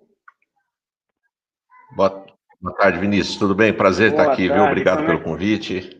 De forma alguma. Aqui vocês aqui estão fazendo a nossa tarde mais rica. Vou deixar você com a palavra, que a gente possa aproveitar o máximo do seu tempo. Tá bom, Rogério? Muito obrigado e vamos em frente. Obrigado. Muito bem. Eu já vou pedir para o staff aí compartilhar, já compartilhei a minha tela, espero que ela esteja aparecendo aí. Eu percebi alguns delays aqui no StreamYard, tomara que ele entregue bem para o YouTube, para que quem estiver nos acompanhando não tenha nenhum prejuízo. Bom, prazer estar aqui, obrigado, parabéns, secretário Vinícius, parabéns, equipe de governo. É um prazer poder estar aqui e fazer esse intercâmbio de algumas ações que a gente está capitaneando junto com uma equipe muito sensacional, muito talentosa, em Presidente Prudente, interior de São Paulo. Eu estou no meio de uma viagem, então parei aqui com muita alegria para poder participar da semana. Espero que a minha conexão colabore e que a gente consiga ter um bom desempenho. Bom, eu começo, Vinícius, apresentando um quadro inspirado no trabalho do professor Daniel Eisenberg, em que ele retrata os talentos como centro de um ecossistema de empreendedorismo e inovação, e perifericamente, não menos importante, mas a academia, onde está todo o conhecimento, a ciência, as instituições de apoio, como hotel de projetos, aceleradora de startups, incubadoras, né? Enfim, o Sistema S, a Embrapa, que, aliás, estava acompanhando aqui, sensacional a apresentação, muita coisa boa acontecendo. O governo, né, é titular das políticas públicas para a inovação, é essencial, né? E o mercado de investidores, sem eles nada disso faz sentido, porque é a economia que vai alimentar e incentivar esses jovens talentos. Aqui eu só destaco uma informação, uma característica fundamental, que é a cultura empreendedora dos talentos, né? Quer dizer, de nada muito adianta você ter um ecossistema com academias fortes e todo o apoio para os empreendedores, se não houver a cultura empreendedora, né? Se o pesquisador ou o acadêmico não se aventurar, no bom sentido, a empreender os seus projetos, né? E é esse o desenho que a gente identificou em Presidente Prudente. Eu dei aula numa faculdade por mais de 20 anos, e eu, assim como outros professores, a gente já estava cansado de ver bons alunos, os melhores alunos, saírem para poder trabalhar em outras cidades. Então, o que fomos estudar, fomos buscar inspiração, fomos buscar parcerias, né? Fomos buscar investidores e o apoio fundamental do Poder Público Municipal para a gente articular e desenvolver um ecossistema local de empreendedorismo e inovação, inclusive com excelentes resultados no campo, que é o foco que vai acabar sendo da nossa apresentação. Só quero adiantar um conceito que é compartilhado por muitos, né? A gente não desenvolve um ecossistema, a gente fomenta, a gente permite articulação, a gente incentiva, né? Mas ele já existe. Então, eu queria dedicar essa nossa apresentação a todas as cidades que certamente têm os seus ecossistemas de empreendedorismo e inovação e que querem desenvolver ações para poder fomentar e colher os resultados. Bom, tradicionalmente, eu trouxe aqui os principais instrumentos da política pública municipal para fomentar. É uma lei municipal de inovação que tem um conselho, um fundo, porque é necessário recursos, né, para você poder desenvolver as ações, né? Incentivos fiscais, desburocratização, isso é importantíssimo, né? Apoio tecnológico para startups, compras do próprio governo, contratação de startups para resolver problemas do governo. A gente tem feito isso em Presidente Prudente e isso tem tido resultados excepcionais, né? E para ser o principal agente, no nosso caso, municipal, articulador de tudo isso, a gente criou uma fundação, na verdade ela já existia, a gente redesignou, uma fundação de educação, pesquisa e inovação, que é a Inova Prudente, que é o case que eu trago para vocês aqui. Ela tem 3 pilares, né? Pilar de infraestrutura física, com auditórios, com salas de aula, laboratórios, um espaço grande de coworking, onde os profissionais se reúnem, desenvolvem. Tem ações do governo também, né? E eu vou falar sobre algumas aqui, por exemplo, o hotel de projetos, né, que é uma pré-incubação de projetos, a aceleradora de startups, uma das poucas aceleradoras de startups municipais do Brasil, nós temos lá já rodando o terceiro edital de fomento, né? E ações envolvendo a comunidade. É importante deixar registrado aqui, Vinícius, que esse crescimento do ecossistema, ele só vai ser saudável se, dentre outras coisas, tiver uma participação orgânica dos empreendedores. Se eles se propuserem a participar e enxergar nesse ecossistema oportunidades, inclusive de se monetizar, né? E aí a gente criou essa fundação num prédio que já existia, fizemos uma adaptação. Eu trouxe um rápido vídeo aqui de 1 minuto, só para que vocês possam conhecer um pouco por dentro Inova Prudente. Eu não sei se o meu áudio vai continuar sem interrupção, depois eu vou compartilhar a apresentação e vou deixar à disposição dos senhores, assim como o meu contato. Então, nós temos um auditório, a gente já fez vários eventos, vários laboratórios de informática, concursos, inclusive para crianças, né? Laboratório de prototipação, realidade virtual, um coworking de mais de 1.500 metros quadrados, onde a gente faz uma série de eventos. Isso foi um Arduino Day que a gente fez, porque a gente também tem muitas ações para os adolescentes, para que eles também comecem a se envolver nesse ecossistema, porque eles é que vão ser a mão de obra futura. Cursos de capacitação, hackathons, startup weekend, cursos, atendimento de mentores, aulas da universidade, de várias disciplinas e de várias matérias dentro do cowork. Isso é muito importante também, porque atrai e faz com que os universitários passem a frequentar o espaço cowork, né? Aliás, essa é uma vantagem, né? A Presidente Prudente tem algumas instituições de ensino superior, e a gente tem uma vantagem nesse sentido, na medida em que quando a gente realiza um evento, a gente recebe o apoio e a participação de todas as instituições. Diferente quando uma instituição realiza um evento, normalmente ela tem a participação só dos acadêmicos dela. Então isso acabou sendo um fator super positivo para a gente, né? Então a gente tem, às vezes, alguns eventos das universidades que vão lá dentro, né, levar os seus acadêmicos. Isso acaba contaminando, no bom sentido, todo esse ecossistema. É um ambiente super descolado, muito inovador. E ali tem salas de aula, salas de laboratório, salas de atendimento, salas de reuniões. E esse espaço de cowork, onde os profissionais trabalham, a gente percebeu, isso tudo tem pouco mais de 2 anos, é um equipamento muito novo na cidade ainda, mas a gente percebeu que começou a gerar empresas ali dentro, né? Os empreendedores começaram a criar suas empresas. E aí a gente preparou toda uma articulação, que eu vou explicar daqui a pouco, para poder receber esses CNPJs. Então, como que a gente tem feito isso e tem dado excelentes resultados, né? Diversos eventos, desafios, concurso, a gamificação, como foi trazida aqui. Agora a gente está iniciando laboratórios de inovação aberta com grandes empresas, né? Para poder ter um posicionamento e favorecer o network. É tirar o profissional liberal da casa dele ou do escritório e fazer com que ele trabalhe dentro de um ambiente onde ele possa se desenvolver com os demais.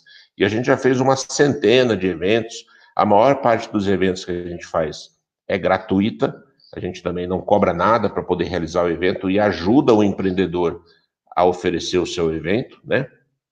E isso acaba aumentando muito as conexões e o network do próprio palestrante.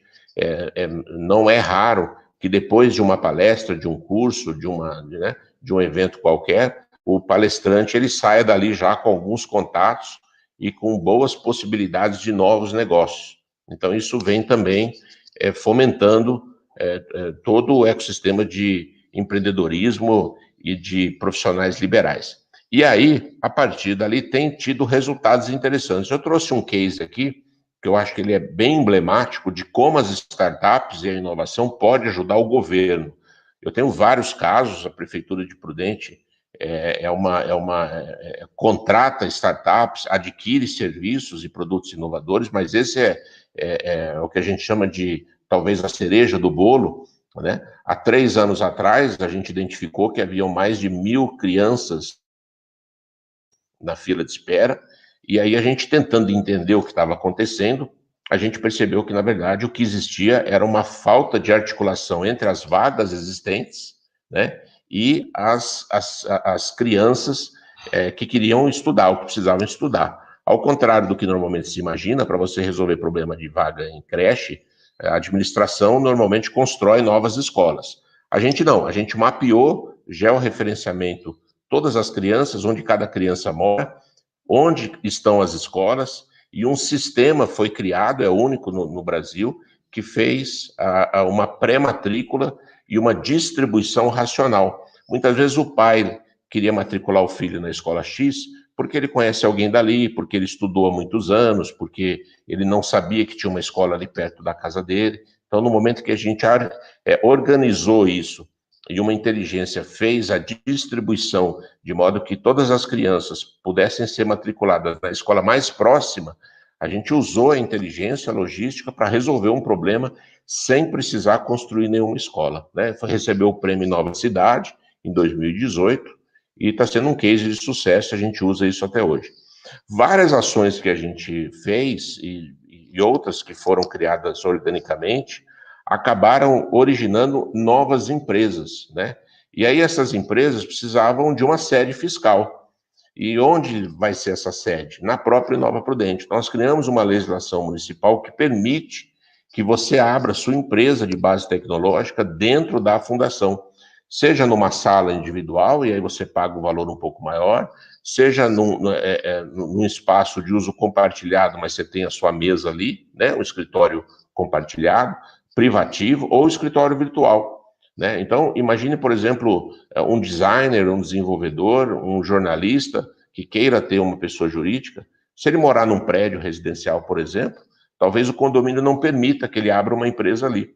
E muitas vezes o trabalho dele não é nem na empresa, é muitas vezes na rua, nos clientes, no notebook, no celular, e ele precisa de uma sede fiscal. Com isso, a gente conseguiu receita para a fundação, porque eles pagam para poder usar a infraestrutura, conseguimos muito mais apoio e melhoramos ainda mais o network, na medida em que você tem agora ali um condomínio de empresas residentes dentro de uma fundação municipal, né? Então, as empresas, é um edital de chamamento público, porque nós somos uma fundação, a empresa apresenta os documentos, escolhe a modalidade, escolhe o local, e a gente faz o contrato, e assim a gente consegue atrair cada vez mais empresas para o nosso ecossistema. Nós percebemos também que muitas das empresas, principalmente startups da cidade, vão passar por um processo de mentoria, de um processo de aceleração. Às vezes o negócio está bem feito, está sendo até monetizado, mas precisa de um pouco mais de energia, um pouco mais de tecnologia, um pouco mais de qualidade, e a gente usa, estamos no terceiro edital já, né? A rede de mentorias que a gente tem para poder ajudar essas startups a se desenvolver mais. Nós dividimos essa aceleração com a Darwin, que foi eleita a melhor aceleradora de startup do Brasil, é lá de Santa Catarina. Então, parte do nosso processo de aceleração foi feito junto com a Darwin. Isso melhorou muito a qualidade no nosso processo de aceleração e está trazendo excelentes resultados. Então, nós temos uma aceleradora de startup dentro da Inova Prudente, né, que todos os anos acelera de 10 a 20 projetos inovadores, certo grau de maturidade, e são acelerados para poder ir para o mercado e poder se monetizar de uma forma mais eficaz. Temos um novo projeto chamado Hotel de Projetos Inovadores. Isso é novo, é um projeto que está sendo rodado a primeira edição esse ano, porque nós percebemos que muitos acadêmicos deixavam a universidade com trabalhos interessantes de conclusão de curso, mas não tinham apoio algum para poder transformar os seus projetos num negócio. Então, nós criamos o Hotel de Projetos Inovadores, onde acadêmicos e egressos inscrevem os seus projetos, seus artigos científicos, artigos acadêmicos, trabalho de conclusão de curso, dissertação, monografia, e eles passam por uma série de mentorias para poder ser validado no mercado. Então, a gente faz uma pré-seleção e com um diferencial que a gente encontrou que está sendo sensacional. O professor que orientou o trabalho, se ele recomendar o trabalho e o trabalho do aluno dele for aprovado, ele ganha uma bolsa. Ele, professor, ganha uma bolsa como incentivo pelo esforço que ele desempenhou ao longo da tutoria. Então, é pegar o egresso, principalmente, porque às vezes a pessoa sai da faculdade com um TCC que pode ser transformado numa empresa, num negócio, mas ele deixou de ser aluno. Então, a universidade não tem mais interesse, não tem nenhum programa que possa continuar, né, ajudando ou mentorando esse aluno. Então, ele sai qualificado, mas desempregado. Por que não transformar essa qualificação dele num negócio para que ele possa dar oportunidade para outras empresas, para outros profissionais? Então, aqui a gente trabalha desde a ideação, a prototipação e a validação. Se tudo der certo, ele pode ter um negócio dele e depois ir para o processo de aceleração. Então, a gente pega desde a pré-incubação, a incubação e a aceleração para promover a atração. Então, a gente percorre todo o ecossistema, dando apoio para os empreendedores, né? Esse aqui é um case que eu trouxe, muito interessante, que guarda uma relação bastante estreita com o tema que a gente está trabalhando, que é na área de agronegócios. É uma startup que, aliás, foi a vencedora da primeira edição do Startup Weekend que a gente fez. Ele é um pesquisador, doutor, transformou a tese de doutorado dele num negócio, né? É um sistema que faz o controle da irrigação através do estresse hídrico da planta. Aqui é o protótipo, chama StressCan. Esse é um protótipo com a ajuda da FAPESP, que é um órgão estadual aqui de fomento à pesquisa. E aqui esse protótipo representaria uma plantação em larga. Então, você tem uma plantação em larga escala, você pode ter várias unidades de monitoramento, e esse monitoramento faria ou faz a irrigação de acordo com aquela micro-região, de acordo com a necessidade daquela parte da plantação. Então, você economia uma série de... economiza água, economiza energia, é muito mais eficiente, né? Essa é uma outra startup de monitoramento dos recursos hídricos, que também nasceu de uma tese de doutorado. Aliás, nós temos vários projetos de mestrado e de doutorado, temos muito orgulho de participar, de ajudar pesquisadores a se transformar, vamos dizer assim, em empreendedores, né? Que é a escola do Vale do Silício norte-americano, né? Então, a gente tem repetido isso, e isso tem dado muito certo, e todo esforço acadêmico acaba virando um negócio. E muitas vezes esse esforço acadêmico veio da universidade pública. Então é muito interessante você ver que a sociedade depois acaba sendo beneficiada, né? Porque ela vai consumir uma pesquisa acadêmica que ela muitas vezes ajudou a desenvolver para o pesquisador. Então, o pesquisador ele deixa de ter apenas um diploma, não que seja pouco, mas né, aquele diploma que ele usaria, por exemplo, para poder incrementar o currículo, a gente ajuda a transformar isso num negócio para ele ganhar dinheiro. Acho que, resumidamente, é isso, né? Essa aqui é um outro caso de um pesquisador universitário, um ex-colega de trabalho meu, ele é professor na universidade, e ele é especialista em algodão, e ele desenvolveu, com a ajuda da incubadora aí, da Fundação Inova Prudente, um aplicativo que ajuda os produtores a melhorar o cultivo, e tem uma série de informações aí para quem trabalha com... Percebam que são ações pontuais, eu trouxe algumas aqui para que do mercado, da área de agro, que são... A gente tem outras áreas, mas especificamente, esse é um outro projeto muito interessante de um ex-aluno da Unesp, da Universidade Estadual aqui em São Paulo, em que o TCC dele era ensinar um manual para que as famílias pudessem montar a compostagem em casa, né? E ele se formou, participou de um processo de aceleração nosso, e hoje ele tem um negócio que troca a compostagem produzida por mais de 400 famílias, né, por cesta de frutas e verduras que ele produz numa propriedade rural que ele tem. Então, olha que interessante, né? Todo aquele esforço acadêmico dele no curso de engenharia ambiental, hoje é business, hoje é um negócio que ele toca, né? E esse é mais um negócio que a gente tem uma participação também é uma outra tese de doutorado, que é do Paulo Roberto, chama-se Deep View, em que ele conseguiu fazer uma decomposição das imagens de satélite de uma plantação para poder fazer a identificação de pragas, de falhas na plantação, no caso da cana-de-açúcar, né? De, eventualmente, falhas na irrigação e qualquer outra situação de microclima numa plantação extensiva, né? Então, utilizando a inteligência artificial e imagem de satélite, ele criou uma metodologia em que permite, pela textura, pelas diferentes cores da imagem, conseguir identificar a saúde daquela plantação, né? E assim, obviamente, tomar todas as providências. E aí, para encerrar, eu trouxe aqui um espaço agrotech que a gente, Presidente Prudente, tem uma feira tradicional, chama Expo, que todos os anos promove uma feira agronegócios, de agrobusiness, e a gente montou na feira, pela primeira vez, um espaço agrotech, e chamamos todas as startups da região que quisessem expor gratuitamente os seus produtos, com sucesso, né? Empresas juniores, alunos de graduação e de pós-graduação, principalmente nos cursos de agronomia, né? Cursos de veterinária, enfim, participaram, e aí os produtores, os empresários, puderam também conhecer novas tecnologias.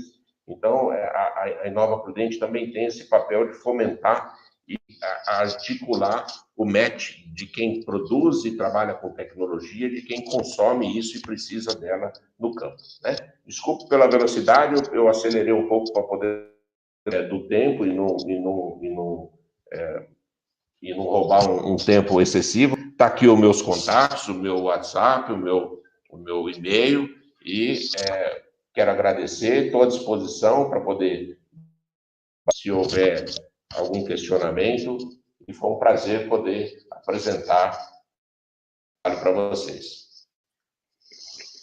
Opa, Rogério, sensacional isso que vocês estão fazendo lá, hein? Muito legal, assim, a gente fica muito feliz em ver iniciativas como essa brotarem, enfim, já não é mais um broto, né? Isso já falando, a gente está falando de agro, então já é uma coisa sólida, árvores com raízes que vocês estão plantando.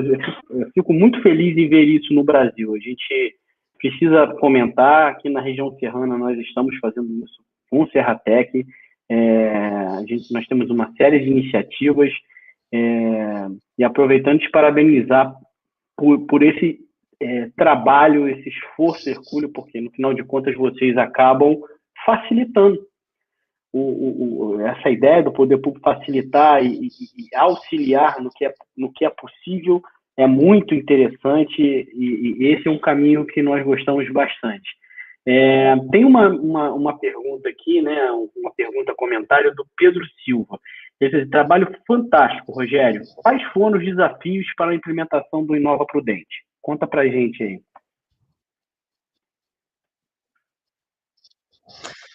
Olha, foram muitos, né? Internamente, a cultura, né? Quando a gente decidiu que era preciso permitir que empresas pudessem ser abertas dentro de uma fundação, foi um choque dentro da prefeitura, né? Imagina você permitir que num cowork possam ter dezenas de empresas. Então, a primeira pergunta que na época o engenheiro me fez mas como é que nós vamos dividir as empresas, né? Quantos metros quadrados? Eu falava, não tem que dividir, vão estar todas juntas.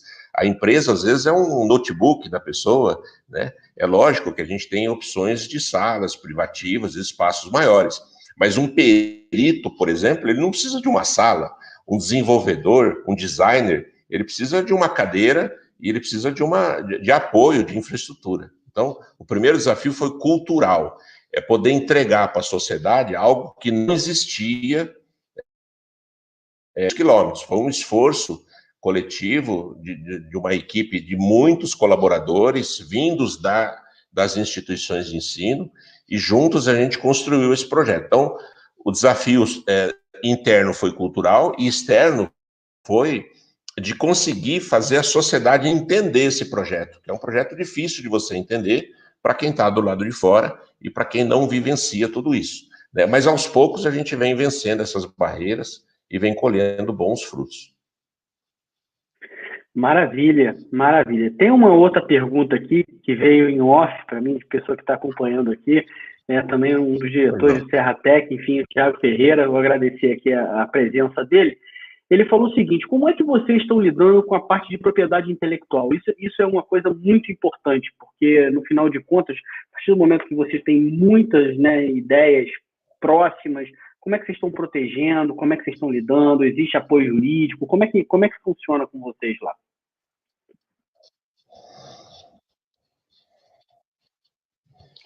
Bom, os projetos que passam pelas mentorias, eles têm um tutor que identifica as necessidades.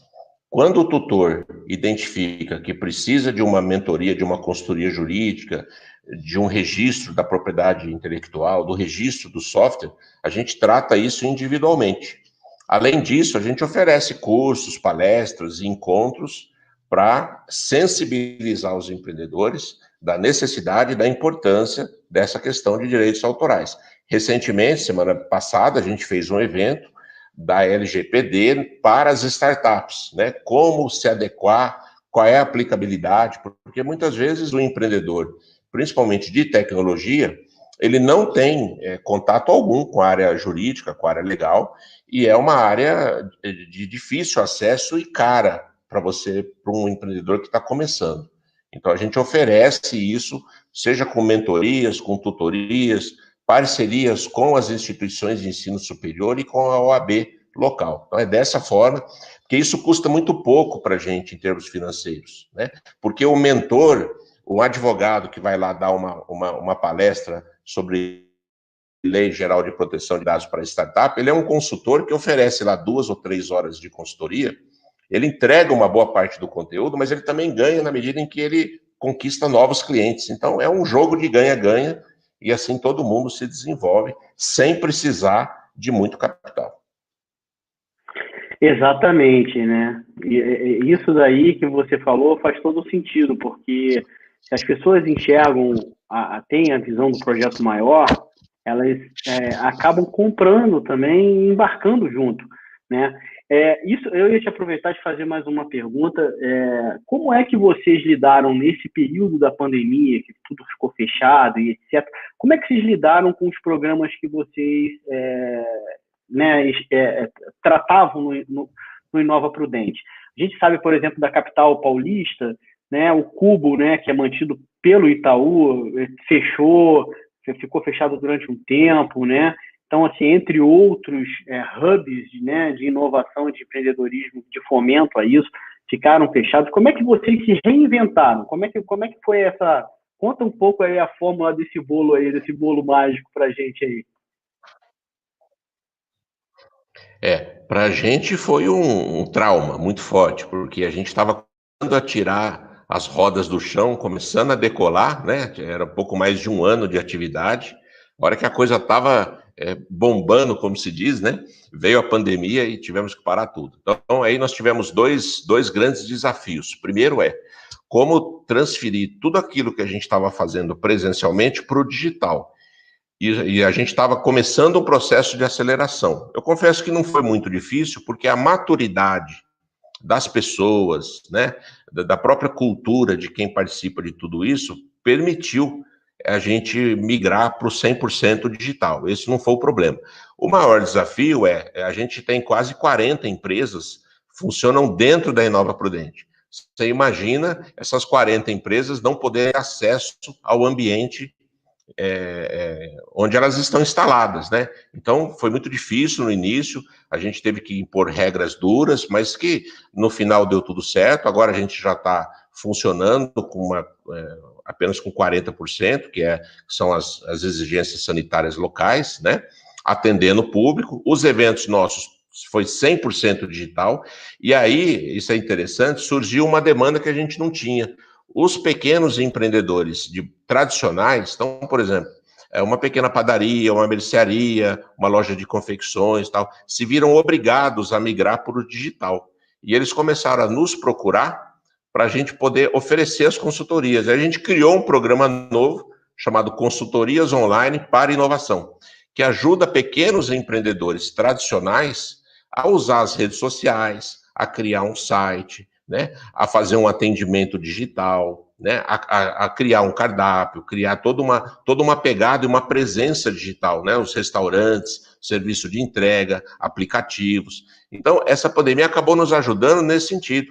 E aí os empreendedores, os profissionais que trabalham com isso, foram mobilizados e rapidamente tiveram uma carga intensa de trabalho. Então, ajudou também desse outro lado. Curiosamente, né, infelizmente foi muito ruim para vários setores, né, mas para a gente e para os desenvolvedores acabou dando um impulso muito forte. Olha, eu fiquei impressionado com você falou, o trabalho que a prefeitura faz em buscar soluções nas startups, porque a partir do momento que você começa a fragmentar o problema, né, a situação, o problema, e você enxergar numa startup a possibilidade de você validar aquela ideia, né? Porque essa é a grande questão das startups. Muitas vezes as pessoas têm uma ideia, têm uma vontade e começa, e aí chega ali na frente e não consegue validar. E o que vocês estão fazendo lá no Inova Prudente é uma coisa muito interessante. Sim, já me coloco à disposição para visitá-los, assim, na virada do ano, eu fico, assim, eu conheço alguns centros desse, e, assim, ir lá tomar um café com vocês, eu acho que vai fazer, assim, todo... o online já realizou, lá é concretizar. Então, assim, fico muito feliz em ver isso com vocês. Parabéns pela iniciativa. Eu vou deixar você fazer as suas ponderações, enfim, seus comentários finais, para que a gente possa encerrar aí dentro da nossa hora e eu não tomar nenhum puxão de orelha aqui.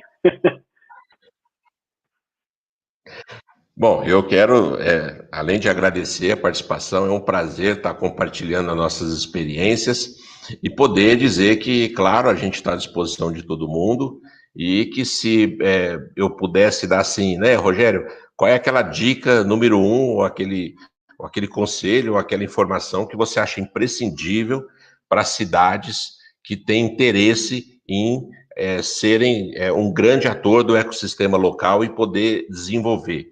Entender como funciona a sua realidade. A realidade de Presidente Prudente certamente é muito diferente da de Petrópolis, de Teresópolis, do Rio de Janeiro, como evidentemente, muito diferente do Vale do Silício. Mapeou o nosso ecossistema, a gente entendeu quem eram os atores, e a gente conseguiu reunir forças. E acho que lembrar de que o ecossistema não tem dono, não pode ter dono, ele pertence a todos, e quanto mais orgânico for a sua organização e a sua motivação, mais sucesso. O poder público, ele é apenas um articulador, ele é aquele que vai promover ações que talvez a iniciativa privada não tenha interesse. Então a gente apenas ajuda, mas os talentos estão na sociedade e é lá que a gente tem que trabalhar e incentivar. Obrigado, Rogério. Quero agradecer aqui em nome do nosso prefeito Vinícius Clausen, em nome do nosso secretário Vinícius Oberg, enfim, são os meus xarás. Agradecer em nome do Serratec, que é aqui que estou representando, enfim, quero agradecer a visita, com certeza vou ter o prazer de tomar um café e a gente fazer uma ideologia lá, entender como funciona. Parabéns. Vai ser um prazer.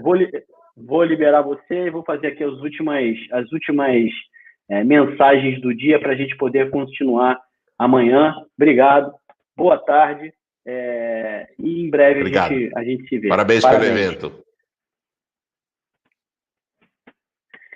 Então, gente, olha, quero parabenizar todo aí o staff, né, todos os responsáveis por ter trazido essas pessoas, né? Nós temos as pessoas que palestraram hoje, foram sensacionais. Nós temos a programação de amanhã, então a gente tem amanhã a apresentação de projetos. Nós temos a Escola Municipal Cino Francisco da Silva, a Escola Municipal Professora Mariana Leite Guimarães e o Centro Interescolar de Agropecuária José Francisco Lippe. Amanhã a gente vai ser um dia muito interessante. Esses projetos essas apresentações de projetos, elas são realmente muito disruptivas e agradeço a presença de todos. Estamos acabando o dia de hoje, um dia grandioso, e nos vemos amanhã. Amanhã eu estou com vocês novamente. Um abraço, vida longa e próspera para todos.